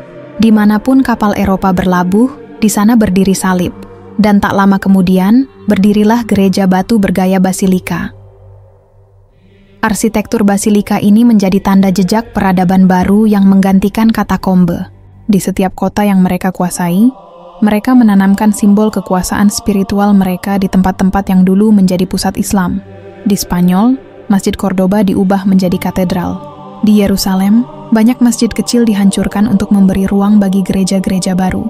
Bahkan di Indonesia, pada masa awal kolonial, beberapa benteng Belanda dirancang dengan pola basilika, sebagai representasi bahwa gereja dan kekuasaan kolonial tidak bisa dipisahkan. Namun, meski tampak kuat, ada hal yang tak bisa mereka hapus, suara azan yang terus berkumandang. Setiap kali mereka mendirikan gereja megah di tanah Muslim, mereka juga menyaksikan bagaimana umat Islam tetap bersujud di tanah lapang, menghadap kiblat, tanpa arsitektur mewah. Disitulah letak perbedaan yang paling mendalam. Basilika berdiri di atas fondasi kemegahan dunia, sementara masjid berdiri di atas ketundukan kepada Allah. Seiring berjalannya waktu, hubungan antara gereja dan dunia Islam berkembang menjadi jaringan diplomatik dan intelektual. Vatikan mengirim utusan ke kerajaan-kerajaan Islam, mengadakan pertemuan rahasia, bahkan mencoba membuka jalur dialog antaragama. Tapi, di balik kata dialog, banyak catatan, menunjukkan adanya upaya mendekonstruksi konsep tauhid Islam menjadi bentuk pluralisme yang bisa diterima oleh teologi. Baratun salah satu dokumen paling mencolok adalah Nostra Aetate, Deklarasi Vatikan II yang diterbitkan pada tahun 1965. Dokumen ini disebut sebagai langkah besar dalam membuka hubungan dengan Islam, namun jika dibaca secara cermat, ada kalimat yang menarik. Gereja memandang dengan hormat umat Islam yang menyembah Tuhan yang satu, namun tidak mengakui keilahian Yesus Kristus. Kalimat ini menunjukkan bahwa gereja tidak pernah sepenuhnya mengakui pandangan Islam tentang keesaan Allah. Ia hanya menoleransi, ia bukan menerima. Sementara itu, di dunia Islam sendiri, banyak ulama melihat langkah-langkah ini sebagai bentuk lanjutan dari perjalanan dari katakombe ke basilika, yakni perjalanan panjang sebuah keyakinan dari tempat sembunyi yang penuh iman menuju institusi besar yang menjadikan iman sebagai alat politik. Imam Ibnu Taimiyah pernah menulis dalam Al-Jawab Al-Sahih, ketika kekuasaan menjadi tujuan, maka agama akan berubah menjadi kendaraan, dan disitulah kebenaran mulai ditutupi oleh simbol. Kini, simbol itu masih berdiri. Basilika Santo Petrus tetap menjadi pusat kekuasaan rohani bagi miliaran umat di dunia, tapi di bawahnya, catatan-catatan sejarah yang lama terkubur masih menyimpan pertanyaan-pertanyaan yang belum terjawab. Mengapa bentuk arsitektur gereja awal begitu menyerupai ruang-ruang ibadah kuno di Timur Tengah? Mengapa banyak simbol-simbol yang diambil dari tradisi Mesir dan Romawi kuno, bukan dari ajaran Isa sendiri? Para peneliti Muslim modern berusaha menelusuri jejak ini kembali. Mereka menemukan bahwa banyak elemen dalam tata ruang basilika, seperti altar yang menghadap timur, lilin-lilin yang menyala, bahkan bentuk kubah. Semuanya berakar pada tradisi penyembahan matahari di masa Romawi, bukan dari ajaran Isa. Seiring waktu, semua itu dilebur menjadi bagian dari ritual yang dianggap suci. Dan disinilah letak misterinya. Dari katakombe yang gelap menuju basilika yang terang, perjalanan ini seolah menggambarkan pergeseran makna. Dari penyembunyian iman menjadi penyembunyian kebenaran. Namun sejarah belum berakhir. Setiap penggalian baru, setiap dokumen yang terungkap, setiap penelitian yang jujur, selalu membawa dunia sedikit lebih dekat pada kenyataan bahwa di balik semua kemegahan gereja, ada lapisan sejarah yang terus berbisik, bahwa Isa tidak pernah mengajarkan Trinitas, bahwa tempat ibadah sejati bukan pada dinding marmer, melainkan di hati yang tunduk kepada Allah. Ketika abad ke-16 memasuki panggung sejarah, Eropa diguncang oleh perpecahan besar yang dikenal sebagai reformasi gereja. Seorang biarawan Jerman bernama Martin Luther memakukan 95 dalil protes di pintu gereja Wittenberg. Ia menentang praktik penjualan surat pengampunan dosa dan korupsi moral yang terjadi di dalam gereja. Tapi yang lebih dalam dari itu, ia sedang menggugat warisan panjang dari perjalanan katakombe ke basilika. Warisan yang telah menjadikan agama sebagai alat kekuasaan. Reformasi ini menjadi awal dari pergeseran besar. Banyak umat Kristen yang mulai menyadari bahwa institusi gereja telah terlalu jauh dari ajaran Isa yang sederhana. Mereka menolak kekuasaan paus, menolak pemujaan berlebihan pada patung, dan mencoba kembali kepada Injil murni. Namun dalam proses itu, Eropa kembali terpecah. Perang agama berkecamuk selama lebih dari 1 abad. Ironisnya, perpecahan ini tidak membawa manusia kembali kepada Tuhan, melainkan menjauhkan mereka. Ketika darah mengalir di antara kaum Katolik dan Protestan, masyarakat mulai kehilangan kepercayaan pada lembaga agama. Dari sinilah muncul gagasan baru. Mungkin kehidupan harus dipisahkan dari gereja. Maka lahirlah sekularisme. Sebuah sistem yang mengusir agama dari ranah publik dan menjadikannya urusan pribadi semata. Dari sudut pandang Islam, ini adalah fase terakhir dari perjalanan panjang yang dimulai di katakombe. Ketika iman disembunyikan dari penguasa Romawi, itu adalah bentuk penjagaan atas kebenaran. Tapi ketika iman disingkirkan dari kehidupan sosial karena ulah penguasa agama, itu adalah bentuk kehilangan makna kebenaran. Dari persembunyian karena keimanan menuju penyingkiran karena kejenuhan. Basilika-basilika besar kini menjadi monumen sejarah dan objek wisata. Ribuan orang datang bukan untuk beribadah, tapi untuk berfoto, mengagumi arsitektur, dan mengagungkan estetika. Dinding-dinding yang dulu dipenuhi doa kini hanya memantulkan suara turis. Dari langit-langit Basilika Santo Petrus, fresko karya Michelangelo menatap ke bawah, menyaksikan dunia yang telah berubah. Dunia yang lebih mengagumi seni daripada spiritualitas. Namun ada ironi besar di balik semua ini. Ketika Eropa mulai meninggalkan agama, dunia Islam justru terus menjaga rumah-rumah ibadahnya dengan kesederhanaan yang sama sejak masa Rasulullah. Masjid-masjid tidak berubah maknanya. Tak peduli seberapa besar bangunannya, arah sujudnya tetap satu. Tak peduli siapa penguasanya, kalimat yang diucapkan tetap sama. La ilaha illallah. Perbandingan ini menggugah banyak pemikir modern, bahkan di barat sendiri. Sejumlah sejarawan seperti Karen Armstrong dan Montgomery Watt mencatat bahwa Islam berhasil mempertahankan keseimbangan antara dunia dan agama karena tidak pernah memisahkan keduanya. Dalam Islam, masjid bukan sekadar tempat sembahyang, tetapi pusat ilmu, musyawarah, dan pelayanan sosial. Tidak ada hierarki rohani seperti dalam gereja, yang ada perantara antara manusia dan Tuhan. Sementara itu, Basilika justru menjadi simbol kebalikannya. Struktur yang megah, hierarki yang kaku, dan sistem keimanan yang berlapis-lapis. Dari altar ke paus, dari paus ke kaisar, dari kaisar ke rakyat, semua berputar dalam rantai yang panjang. Ketika rantai itu putus, agama pun kehilangan pusatnya. Beberapa filsuf Eropa mulai mengakui kegagalan itu. Friedrich Nietzsche menyebutnya sebagai kematian Tuhan. Bukan dalam arti literal, tapi sebagai simbol dari runtuhnya keimanan akibat kerakusan institusi agama. Dan menariknya, dalam pandangan Islam, apa yang disebut Nietzsche sebagai kematian Tuhan bukanlah hilangnya Tuhan, melainkan hilangnya rasa tunduk kepadanya.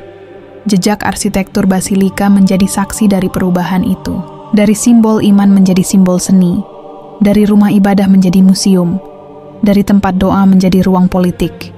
Setiap batu marmer yang tersusun di bawah kubahnya menyimpan cerita tentang bagaimana manusia pernah mencoba mengurung Tuhan dalam dinding, lalu perlahan kehilangan arah ketika dinding itu retak. Namun sejarah tidak berhenti di situ. Ketika dunia modern mulai mencari makna baru, banyak mata kembali menoleh ke timur. Mereka menemukan dalam Islam sesuatu yang telah lama hilang di barat. Kesederhanaan dalam beribadah dan kejelasan dalam tujuan hidup. Para sarjana barat mulai meneliti Al-Quran bukan sebagai musuh, tetapi sebagai sumber filosofi. Mereka menemukan keteraturan logika dan keutuhan moral yang tidak mereka jumpai dalam ajaran mereka sendiri yang terpecah. Basilika yang dulu dibangun untuk menandingi masjid, kini sering menjadi tempat refleksi bagi pencari kebenaran yang tak lagi menemukan kedamaian dalam sistem keimanan mereka sendiri. Di dalam keheningan ruang besar itu, banyak pengunjung merasakan sesuatu yang tak bisa dijelaskan. Kerinduan kepada Tuhan yang tak terjangkau oleh upacara dan simbol. Mungkin, dalam diam sejarah sedang berputar kembali ke titik awalnya, dari kemegahan Basilika menuju kesunyian katakombe hati. Dari pencarian di luar menuju ketenangan di dalam, dari bentuk menuju makna. Dan jika kita menelusuri garis panjang perjalanan ini, dari lorong gelap katakombe ke puncak kubah Basilika, lalu ke dunia modern yang penuh kebingungan, satu pesan tetap sama seperti ribuan tahun lalu, bahwa tempat ibadah sejati bukanlah bangunan, melainkan ketaatan. Bahwa iman sejati tidak diukur dari marmer dan emas, melainkan dari kesungguhan seorang hamba ketika ia berkata, "Aku bersaksi bahwa tiada Tuhan selain Allah." Namun semakin dalam jejak itu ditelusuri, semakin tampak bahwa perjalanan tempat ibadah Kristen tidak pernah sekadar kisah tentang bangunan dan arsitektur. Ia adalah cermin dari perubahan keyakinan, pengaruh politik, dan pergeseran arah rohani yang membentuk wajah Eropa, bahkan dunia, selama berabad-abad. Dari gua-gua gelap tempat kaum awal bersembunyi, hingga basilika megah yang menjulang di pusat kekaisaran, ada alur panjang yang berliku. Alur yang dalam banyak hal juga mengubah wajah agama itu sendiri. Setelah Konstantin mengangkat status Kristen menjadi agama sah, Sesuatu yang tak lagi bisa disembunyikan terjadi. Perubahan besar dalam orientasi keimanan. Ibadah yang dahulu sederhana kini diatur, dikodifikasi, dan dilapisi upacara. Dari simbol-simbol kesederhanaan yang lahir dari penderitaan, muncul ornamen dan upacara yang lebih menyerupai ritual kuil-kuil kuno. Para imam mengenakan jubah mewah, lilin-lilin dibakar di altar, dan gambar-gambar mulai memenuhi dinding basilika. Gaya Roma yang dulu menjadi lambang paganisme, kini diadopsi untuk memuliakan agama baru. Dalam catatan-catatan kuno, banyak ulama Islam yang memandang fenomena ini dengan tajam. Mereka menyebutnya sebagai bukti bagaimana agama Isa yang murni berubah karena tangan kekuasaan manusia. Al-Quran menyinggung hal ini dengan tegas dalam surah Al-Hadid ayat 27. Ketika Allah berfirman bahwa banyak dari para pengikut Isa menciptakan kependetaan dan bentuk ibadah yang tidak diperintahkannya. Tafsir Ibnu Katsir menjelaskan, kependetaan dan ritual yang mereka buat bukanlah bagian dari ajaran Nabi Isa, melainkan hasil inovasi untuk mencari keridaan Allah, yang kemudian malah membawa mereka jauh dari kebenaran. Dari sini, kita mulai melihat pola.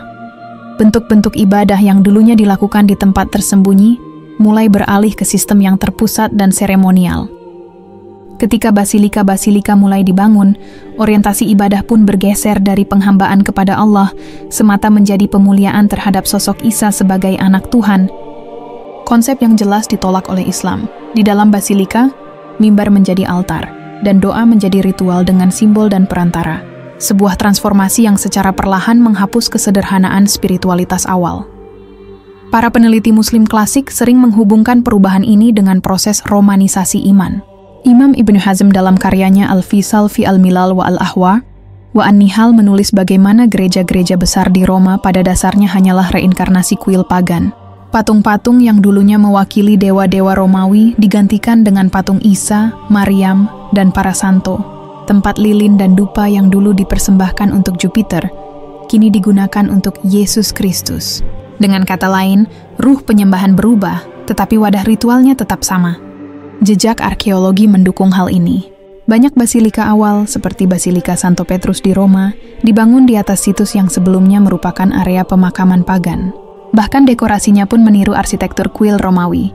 Tiang-tiang besar, kubah, dan mosaik yang menggambarkan surga serta para malaikat dengan gaya Yunani klasik.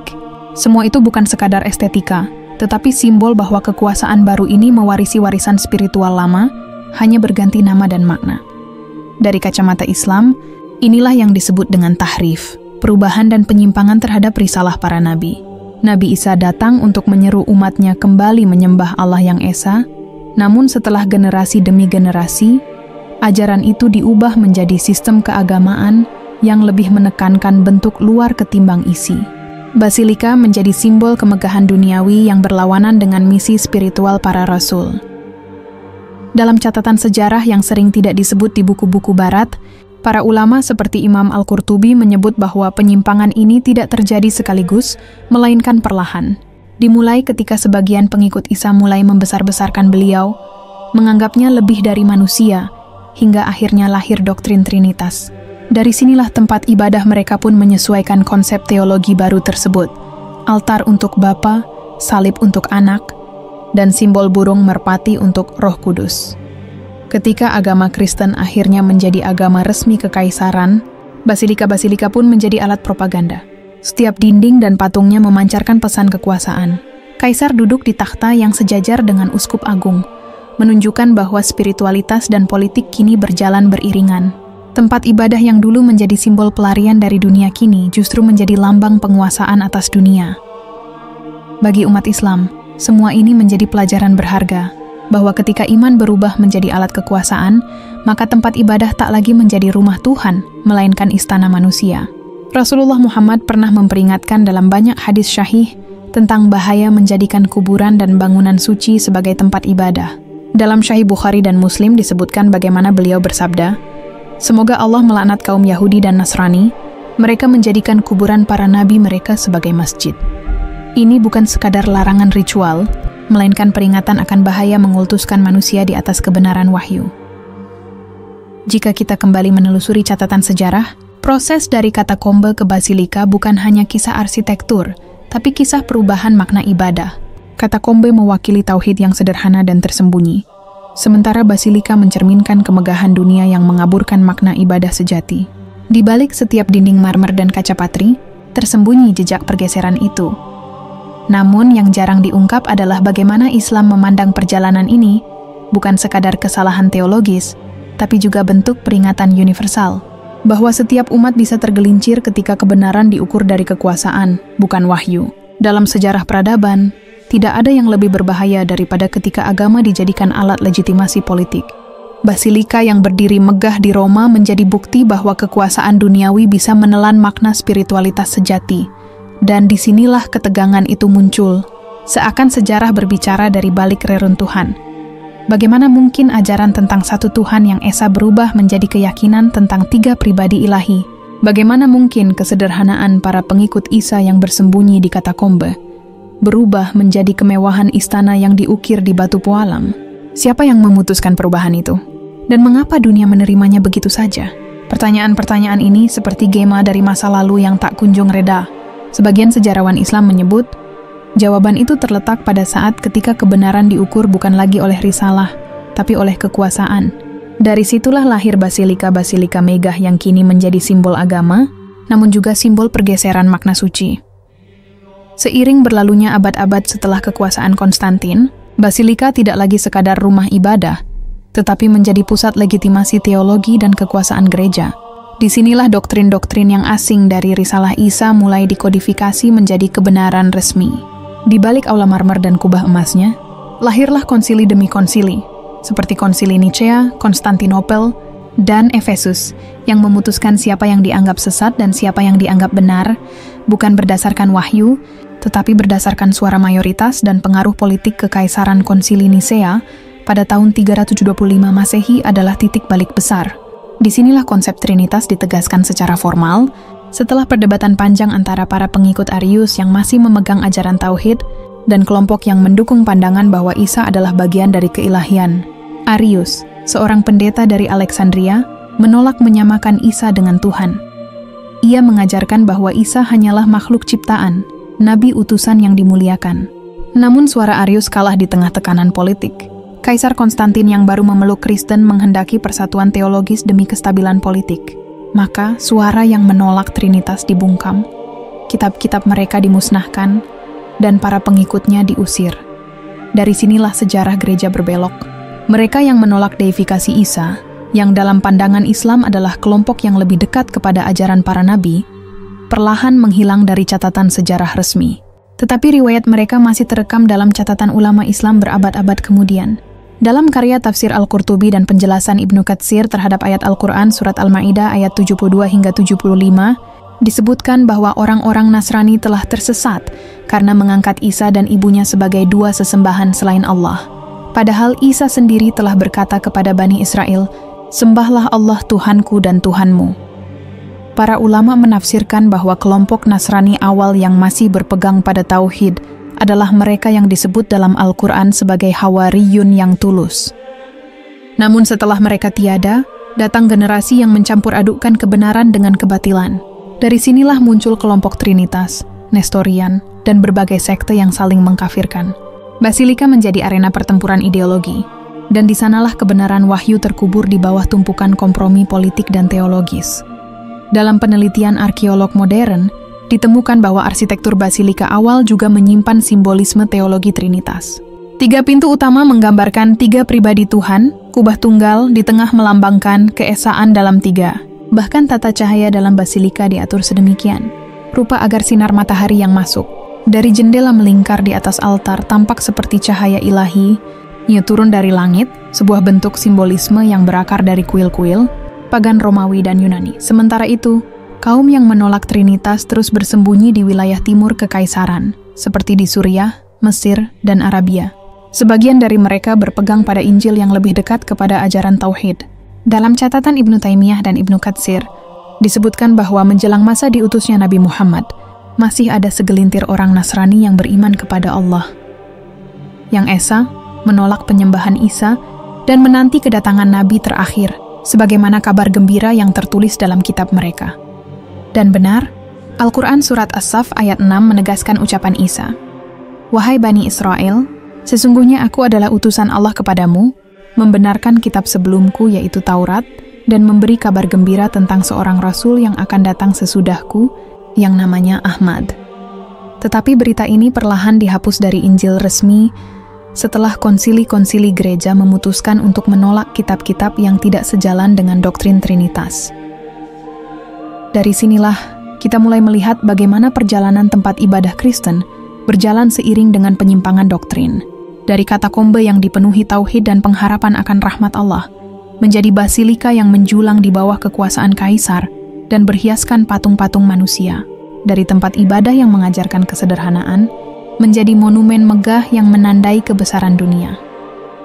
Para ulama seperti Imam Ibnu Hazm menegaskan bahwa penyimpangan ajaran tidak bisa dilepaskan dari perubahan bentuk ibadah dan tempat ibadah itu sendiri. Ketika ruh tauhid diganti oleh simbol, maka bangunan pun ikut menyesuaikan. Basilika menjadi tempat yang menenangkan mata, tapi menipu hati. Sementara itu, Islam datang untuk mengembalikan makna ibadah kepada hakikatnya, tanpa perantara, tanpa gambar, tanpa perhiasan duniawi. Masjid yang diperintahkan Rasulullah dibangun di atas tanah, dengan kiblat kepada Ka'bah, menjadi kontras sempurna bagi basilika yang menghadap ke arah altar yang dipenuhi patung. Jejak perbedaan ini semakin tajam ketika umat Islam mulai berinteraksi langsung dengan Kekaisaran Kristen Timur Bizantium saat pasukan Muslim memasuki Syam dan Mesir. Mereka mendapati basilika-basilika megah berdiri di atas tanah yang dahulu menjadi saksi ajaran para nabi. Dalam catatan Al-Balazuri dan Ats-Tabari, para sahabat Nabi menyaksikan bagaimana di dalam gereja-gereja itu terdapat lukisan Isa, Maryam, bahkan malaikat, sesuatu yang sangat dilarang dalam Islam. Maka, ketika mereka menaklukkan wilayah itu, mereka tidak menghancurkan basilika, tetapi membiarkannya sebagai saksi, agar manusia melihat sendiri bagaimana tauhid telah berganti rupa. Salah satu kisah paling terkenal adalah kisah Masjid Umayyah di Damaskus. Tempat itu dulunya adalah basilika besar milik umat Nasrani, dibangun di atas kuil Romawi. Setelah Islam berkuasa, separuh bangunan dijadikan masjid, separuh lagi tetap menjadi gereja, hingga akhirnya Khalifah Al-Walid bin Abdul Malik membeli bagian gereja itu dan menjadikannya satu kesatuan masjid. Tetapi menariknya, sebagian mosaik bergaya Romawi dibiarkan, bukan untuk diibadahi, tapi sebagai saksi perubahan zaman. Dari basilika menjadi masjid, dari altar menjadi mihrab, dari gambar menjadi kalimat tauhid. Perjalanan ini menunjukkan perbedaan mendasar antara dua peradaban. Satu membangun untuk mengagungkan Tuhan dalam kesederhanaan, satu membangun untuk memuliakan manusia yang dijadikan Tuhan. Dan perbedaan itu bukan hanya dalam bentuk bangunan, tapi dalam makna ibadah. Islam memandang tempat ibadah bukan sebagai lambang kekuasaan, melainkan sebagai ruang tunduk di hadapan Allah. Namun dunia barat terus melanjutkan tradisi basilika, dari Roma hingga Konstantinopel, dari gereja-gereja gotik di Eropa hingga katedral besar di Amerika. Semuanya berakar dari bentuk yang sama, basilika Romawi. Arsitekturnya berkembang, tetapi maknanya tetap, kemegahan dunia untuk melambangkan keilahian. Dan semakin besar basilika dibangun, semakin jauh pula manusia dari makna ibadah sejati yang dahulu diserukan oleh Isa, utusan Allah yang mulia. Disinilah benang merah sejarah itu tampak jelas. Dari katakombe ke basilika, dari tempat tersembunyi menuju panggung dunia, dari tauhid menuju tahrif. Dan sejarah itu belum berhenti. Masih banyak rahasia yang tersembunyi di bawah reruntuhan gereja tua, dalam dokumen kuno yang disembunyikan, dalam simbol-simbol yang menghiasi dinding batu yang dingin. Rahasia tentang bagaimana kebenaran diubah menjadi tradisi, dan wahyu dijadikan alat kekuasaan. Ketika kekuasaan Romawi Barat runtuh dan Bizantium bangkit sebagai pewarisnya di timur, basilika tidak hanya bertahan. Ia berevolusi menjadi jantung kekuasaan spiritual dan politik baru. Kekaisaran Bizantium menjadikan agama Kristen sebagai tulang punggung legitimasi kekaisaran. Kaisar bukan hanya penguasa duniawi, tetapi juga dianggap sebagai pelindung iman. Dan gereja dengan basilika-basilika megahnya menjadi simbol harmoni antara langit dan bumi, setidaknya dalam pandangan mereka. Namun di balik harmoni yang tampak itu, tersembunyi pertarungan sunyi antara warisan tauhid para nabi dan sistem baru yang semakin menjauh dari wahyu. Di bawah langit Konstantinopel, berdirilah Hagia Sophia, mahakarya arsitektur yang dianggap puncak kejayaan gereja timur. Kubahnya menjulang, memantulkan cahaya seolah langit terbuka di atas altar. Tapi bagi para pengamat muslim, bangunan itu bukan hanya keindahan, melainkan simbol pergeseran makna spiritual yang paling tajam.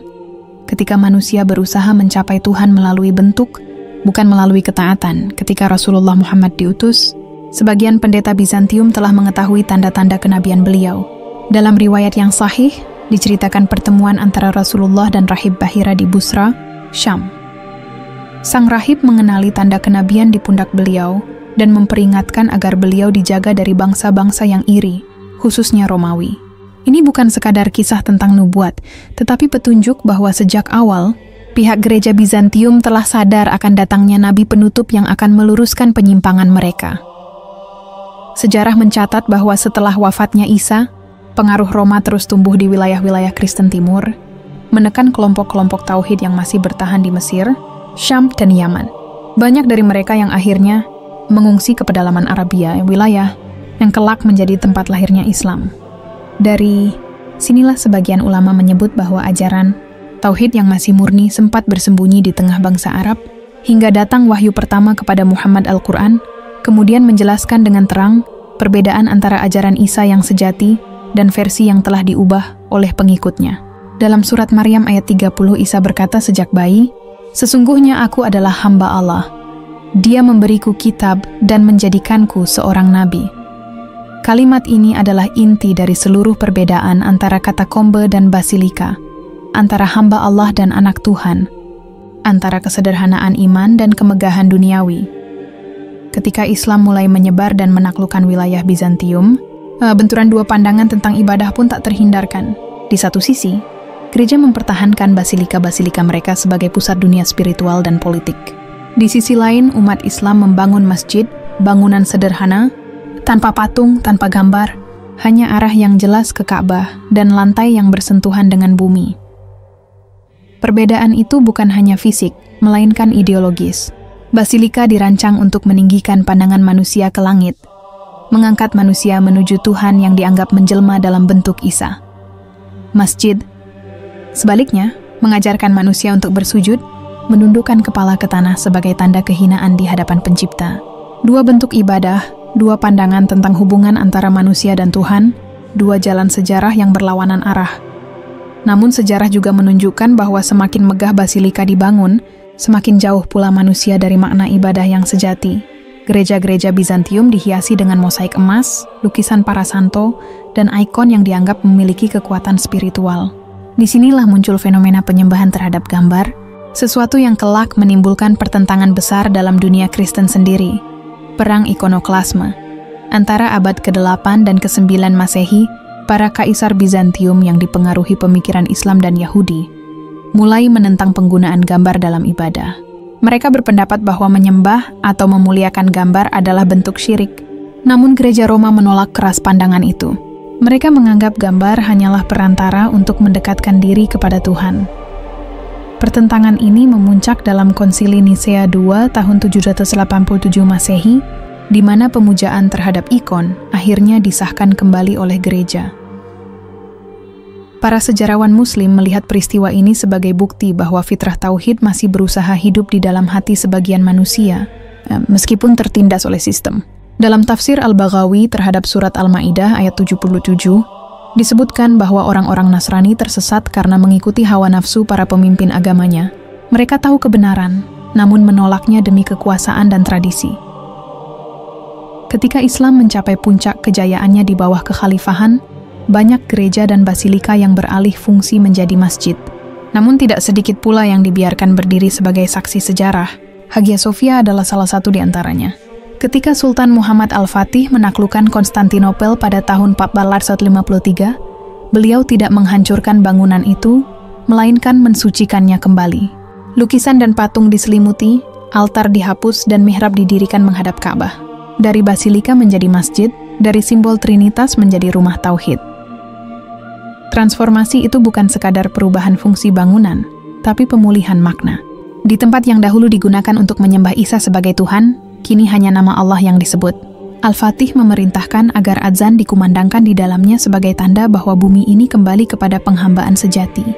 Peristiwa itu menjadi simbol besar bahwa wahyu terakhir datang bukan untuk menghancurkan, tetapi untuk meluruskan. Namun dunia barat menolak untuk mengakui kenyataan itu. Mereka menganggap penaklukan Konstantinopel sebagai tragedi peradaban, bukan pembebasan spiritual. Padahal dalam catatan Muslim, penaklukan itu disebut sebagai Fath al-Qustantiniyah, kemenangan yang dijanjikan Rasulullah. Dalam hadis sahih yang diriwayatkan oleh Imam Ahmad, beliau bersabda, "Kota Konstantinopel pasti akan ditaklukkan. Sebaik-baik pemimpin adalah pemimpinnya, dan sebaik-baik pasukan adalah pasukannya." Dari titik ini, sejarah tempat ibadah Kristen memasuki babak baru. Gereja Katolik Roma dan Gereja Ortodoks Timur semakin berpisah arah, tetapi keduanya tetap mempertahankan warisan Basilika sebagai simbol pusat spiritual mereka. Di Roma berdiri Basilika Santo Petrus yang megah, sementara di Konstantinopel, yang kini menjadi Istanbul, Hagia Sophia berdiri dengan sejarah yang berlapis. Bagi dunia Islam, dua bangunan itu bukan hanya monumen arsitektur, tetapi dua bukti nyata dari perjalanan panjang penyelewengan ajaran Isa. Dari katakombe ke basilika, dari rahasia iman menuju panggung dunia, dari hamba Allah menuju ilah palsu yang diangkat oleh manusia. Namun Al-Quran tidak meninggalkan kisah ini tanpa penutup. Dalam surat Az-Zukhruf ayat 61, Allah berfirman bahwa Isa adalah tanda bagi datangnya hari kiamat. Ulama tafsir menjelaskan bahwa makna ayat ini menunjukkan kembalinya Isa ke bumi kelak untuk meluruskan kesalahan yang dibuat oleh umatnya. Beliau akan menghancurkan salib, membunuh Dajjal, dan menegakkan tauhid sekali lagi. Maka perjalanan dari katakombe ke basilika hanyalah satu bab dari kisah panjang umat manusia, kisah tentang penyimpangan dan janji pemulihan. Di balik dinding batu dan ukiran emas, di balik kubah megah dan suara lonceng, masih bergetar gema peringatan itu, bahwa agama bukanlah kemegahan, tetapi ketaatan. Tempat ibadah bukanlah rumah kemuliaan manusia, melainkan rumah penghambaan kepada Allah semata. Dan di setiap basilika yang kini menjadi museum, setiap mosaik yang menceritakan kisah lama, tersimpan pertanyaan abadi. Apakah manusia telah benar-benar mengenal Tuhan, atau hanya membangun bayangannya di atas batu? Ketika Eropa memasuki abad pertengahan, basilika tak lagi sekadar tempat ibadah. Ia telah menjelma menjadi jantung kekuasaan, pusat ideologi, dan alat politik yang mengatur arah peradaban. Di bawah bayang-bayang kubah besar dan cahaya lilin, lahir sebuah sistem yang memadukan iman dan kekuasaan dalam satu tangan, gereja. Paus di Roma dianggap sebagai wakil Tuhan di bumi, dan Basilika Santo Petrus menjadi istananya. Dari sinilah muncul era yang dikenal dalam sejarah sebagai Kristendom, dunia yang dipimpin oleh salib. Namun bagi pengamat sejarah Islam, disinilah titik paling dalam dari penyimpangan ajaran Isa. Sebab, yang semula adalah risalah kenabian, berubah menjadi kerajaan rohani. Iman digantikan hierarki, dan doa digantikan dengan sistem sakramen. Setiap tindakan umat ditentukan oleh otoritas gereja. Siapa yang diampuni, siapa yang dikutuk, siapa yang boleh memegang kekuasaan, dan siapa yang harus dibakar hidup-hidup karena dianggap sesat. Basilika-basilika megah berdiri di setiap kota besar Eropa. Chartres, Notre Dame, Saint Paul, dan puluhan lainnya, semua dibangun dengan arsitektur yang menggetarkan hati, kubah menjulang, jendela kaca patri yang bercerita tentang kisah para santo, altar yang dihiasi emas dan batu mulia. Tetapi bagi mereka yang menelusuri sejarah wahyu, semua kemegahan itu menyembunyikan satu kenyataan getir, bahwa di dalamnya, penyembahan terhadap Tuhan yang esa telah berganti, menjadi pemujaan terhadap bentuk, simbol, dan manusia. Para ulama Islam menyebut masa ini sebagai era tahrif al-ibadah, penyelewengan dalam bentuk ibadah. Dalam tafsir Ibnu Katsir terhadap surat At-Taubah ayat 31, dijelaskan bahwa orang-orang Nasrani menjadikan pendeta dan rahib mereka sebagai Tuhan-Tuhan selain Allah, bukan karena mereka disembah secara langsung, tetapi karena ketaatan total terhadap mereka melebihi ketaatan kepada wahyu. Paus dan para kardinal menjadi penentu hukum, sementara kitab suci hanya menjadi pembenaran setelah keputusan dibuat. Basilika, yang dulu dibangun di atas makam para martir, kini menjadi istana bagi para penguasa spiritual. Dan dari sinilah muncul fenomena yang disebut indulgensia, pengampunan dosa yang bisa dibeli. Dengan membayar kepada gereja, seseorang dianggap terbebas dari hukuman akhirat. Basilika Santo Petrus bahkan dibiayai dari hasil penjualan surat-surat pengampunan ini. Ya, sebuah praktik yang sangat jauh dari pesan Isa yang berkata, "Sembahlah Allah Tuhanku dan Tuhanmu." Dalam sejarah Islam, ulama seperti Imam Ibnu Hazm dan Al-Qurtubi memandang bahwa sistem ini adalah bentuk nyata dari manusia yang menempatkan dirinya di posisi Tuhan. Mereka menjadikan rahmat Allah sebagai barang dagangan dan tempat ibadah sebagai pasar spiritual. Dari sinilah lahir ketidakpuasan, pemberontakan batin, dan akhirnya reformasi besar yang dipimpin Martin Luther berabad-abad kemudian. Tapi bahkan gerakan itu pun tidak mampu mengembalikan ajaran Isa kepada tauhid sejati. Luther memprotes korupsi gereja, namun tetap mempertahankan konsep Trinitas dan ketuhanan Isa. Gereja Katolik dan Protestan akhirnya berpisah, tetapi keduanya tetap berakar dari doktrin yang sama. Doktrin yang telah diubah jauh dari risalah yang dibawa oleh Nabi Isa. Sehingga dari pandangan Islam, reformasi itu hanya memperbaiki kulitnya, bukan mengembalikan ruhnya. Namun di tengah kekacauan itu, Islam terus menyebar. Dari Andalusia hingga Asia Tengah, dari Damaskus hingga Samarkand, masjid-masjid berdiri sebagai jawaban atas basilika-basilika yang menjulang di barat. Ketika orang Eropa memuja gambar Isa di altar, umat Islam bersujud menghadap Ka'bah. Ketika lonceng berbunyi di Roma, adzan berkumandang di Cordoba. Dua dunia, dua arah, dua pemahaman tentang makna ibadah yang sejati. Menariknya, banyak cendekiawan Eropa yang mulai mempelajari Islam karena kekaguman terhadap kesederhanaan dan rasionalitasnya. Mereka melihat bahwa di masjid tidak ada perantara antara manusia dan Tuhannya. Tidak ada patung, tidak ada altar, tidak ada imam yang mengampuni dosa. Setiap manusia berdiri sejajar, tunduk kepada Tuhan yang sama. Ini sangat kontras dengan sistem gereja yang menempatkan paus di atas segala otoritas spiritual. Dalam catatan perjalanan para penulis Muslim seperti Ibnu Jubair dan Ibnu Battuta, disebutkan bahwa ketika mereka mengunjungi Eropa Kristen, mereka terkejut melihat bagaimana umat Nasrani beribadah kepada patung dan salib. Mereka mencatat bagaimana altar dijaga seperti takhta, dan para rahib memperlakukan gambar Isa seperti benda suci yang bisa memberi berkah. Ibnu Jubair menulis dalam catatannya bahwa kaum Nasrani telah menjadikan rumah ibadah sebagai tempat perniagaan, tempat orang datang bukan untuk menyembah, tapi untuk membeli jalan menuju surga. Dari sinilah jelas bahwa basilika telah kehilangan makna spiritualnya. Ia bukan lagi tempat untuk mengenal Allah, tapi simbol kekuasaan, simbol kemegahan, dan simbol perbedaan kelas. Di ruang yang sama, rakyat berlutut di bawah lantai marmer, sementara paus dan para bangsawan duduk di kursi emas. Dan ketika Islam memasuki abad kebangkitannya, dunia barat justru tenggelam dalam zaman kegelapan. Gereja mengontrol ilmu pengetahuan, membungkam sains, dan menganggap pemikiran kritis sebagai dosa. Siapapun yang menentang tafsir gereja akan dihukum mati. Basilika-basilika besar menjadi ruang pengadilan bagi para ilmuwan yang dianggap melawan Tuhan. Dari sinilah muncul kisah-kisah tragis tentang Galileo, Giordano Bruno, dan banyak lainnya. Ulama Islam memandang peristiwa ini sebagai contoh bagaimana penyimpangan teologi akan selalu membawa kehancuran peradaban. Ketika wahyu diubah dan manusia dijadikan perantara, maka kebenaran akan tertutup oleh kebodohan. Sementara Islam, yang dibangun di atas tauhid murni, justru melahirkan sains, filsafat, dan kemajuan. Dari masjid-masjid di Baghdad, Cordoba, dan Kairo, lahir para ilmuwan yang menyalakan cahaya ilmu pengetahuan yang kelak menjadi dasar kebangkitan Eropa sendiri. Ironisnya, ketika dunia Islam melemah, Eropa yang bangkit membawa serta warisan gereja ke dalam bentuk baru, peradaban barat sekuler. Basilika tak lagi menjadi rumah ibadah, tapi simbol budaya. Banyak di antaranya berubah fungsi menjadi museum, tempat wisata, bahkan aula politik. Namun arwah lamanya masih terasa, arwah kekuasaan manusia atas makna spiritual. Bagi Islam ini bukan sekadar kisah masa lalu. Ini adalah pelajaran besar tentang bagaimana ajaran ilahi bisa berubah jika manusia menundukkannya pada ambisi dunia. Dari katakombe yang sunyi, tempat para pengikut Isa berbisik dalam doa kepada Tuhan yang Esa, hingga basilika megah yang berdiri di tengah kota, perjalanan ini adalah cermin sejarah yang terus berulang. Setiap kali manusia mengira bisa mendekatkan diri kepada Tuhan melalui bentuk dan hiasan, ia justru menjauh dari hakikat ibadah itu sendiri. Namun janji Allah tetap berlaku. Isa akan kembali, bukan sebagai Tuhan, tapi sebagai hamba Allah yang akan meluruskan semua kebohongan tentang dirinya. Ia akan menghancurkan salib, menghapuskan pajak upeti, dan menegakkan keadilan atas dasar tauhid.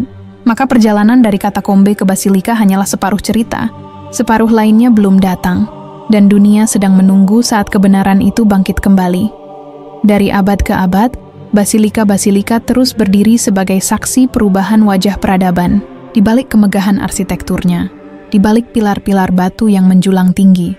Tersimpan jejak panjang bagaimana agama dapat dijadikan instrumen politik, kekuasaan, bahkan alat dominasi spiritual.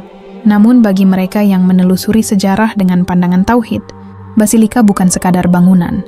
Ia adalah cermin perjalanan umat yang perlahan kehilangan arah dari wahyu yang murni. Ketika Islam menatap Eropa dari jauh, sejarah memperlihatkan kontras yang mencolok. Di timur, umat Islam sujud dalam kesederhanaan masjid, berdiri sejajar tanpa perantara, menyebut nama Allah tanpa simbol atau patung. Sementara di barat, di bawah langit basilika, doa diiringi oleh nyanyian dan cahaya lilin, di depan patung yang diukir menyerupai wajah manusia. Dua jalan spiritual yang berangkat dari akar wahyu yang sama, tetapi berakhir di dua arah yang berbeda. Dalam riwayat yang sahih, Rasulullah bersabda bahwa di akhir zaman, Isa putra Maryam akan turun kembali ke bumi, mematahkan salib, membunuh Dajjal, dan menegakkan keadilan di atas syariat Allah. Hadis ini diriwayatkan oleh Imam Al-Bukhari dan Muslim, dan menjadi dasar keyakinan bahwa pada akhirnya, kebenaran risalah tauhid akan ditegakkan kembali. Isa akan datang bukan sebagai pendiri agama baru, bukan pula sebagai simbol Trinitas, tetapi sebagai seorang nabi yang mengajarkan kembali kalimat yang sama yang diucapkannya dahulu di bumi Palestina. Sembahlah Allah, Tuhanku dan Tuhanmu. Basilika yang selama berabad-abad menjadi simbol kekuasaan rohani manusia, kelak akan menyaksikan pembalikan besar dalam sejarah. Ketika Isa kembali, semua bentuk penyembahan kepada selain Allah akan runtuh. Patung-patung yang dulu diagungkan akan dihancurkan, lonceng gereja akan berhenti berdentang, dan rumah-rumah ibadah yang sebelumnya menjadi tempat syirik akan kembali menjadi tempat zikir kepada Tuhan yang Maha Esa. Inilah saat di mana sejarah akan menutup lingkarannya, dari katakombe ke basilika, lalu kembali kepada kebenaran tauhid yang pertama. Para ulama besar seperti Imam An-Nawawi dan Ibnu Katsir menjelaskan bahwa turunnya Isa bukan hanya peristiwa keagamaan, melainkan juga koreksi terhadap sejarah manusia. Semua penyelewengan terhadap ajaran para nabi akan diluruskan. Semua simbol kebohongan yang menutupi cahaya wahyu akan disingkap. Di masa itu, dunia akan menyaksikan bahwa tidak ada kekuasaan yang abadi kecuali kekuasaan Allah. Dari perspektif sejarah Islam, perjalanan tempat ibadah Kristen bukan hanya tentang bangunan fisik, tetapi tentang perjalanan spiritual umat manusia. Katakombe yang gelap melambangkan keimanan yang tersembunyi, tulus, dan murni. Basilika yang megah melambangkan kebanggaan, kekuasaan, dan penyimpangan. Dan akhirnya masa kembalinya Isa melambangkan pemurnian, kembalinya cahaya kebenaran di tengah dunia yang telah lama ditutupi kabut doktrin dan politik fakta. Ini juga mengingatkan kita bahwa sejarah bukanlah kisah masa lalu semata. Ia adalah cermin yang memantulkan masa depan. Ketika rumah ibadah berubah menjadi alat kekuasaan, ketika simbol mengalahkan makna, dan ketika manusia memonopoli akses kepada Tuhan, maka sejarah katakombe dan basilika akan terulang dalam bentuk lain. Karena penyimpangan tidak selalu berbentuk patung, kadang ia hadir dalam bentuk ideologi, ketamakan, atau bahkan rasa paling tahu tentang kebenaran. Namun di tengah semua itu, Islam tetap berdiri dengan kesederhanaannya. Masjid tetap menjadi tempat manusia bertemu langsung dengan Tuhannya tanpa perantara. Tak ada altar, tak ada takhta. Hanya sajadah, udara, dan keheningan yang menyatukan manusia dengan Sang Pencipta. Inilah pesan yang diwariskan oleh semua nabi, bahwa hubungan dengan Tuhan tidak memerlukan jembatan selain keikhlasan. Ketika kita menutup lembaran panjang perjalanan dari katakombe ke basilika, kita tidak hanya menatap masa lalu, tapi juga masa depan yang akan datang. Sejarah ini mengingatkan bahwa kebenaran bisa disembunyikan, tetapi tidak bisa dimusnahkan. Cahaya wahyu bisa tertutup oleh dinding batu, tapi tidak akan padam. Sebab janji Allah adalah pasti, bahwa Dia akan menjaga agamanya dan menegakkan kembali kebenaran di muka bumi. Dan ketika Isa putra Maryam turun kembali, dunia akan menyaksikan peristiwa yang tak pernah dibayangkan. Segala yang pernah diagungkan akan roboh, dan segala dusta yang pernah dijaga akan terbongkar.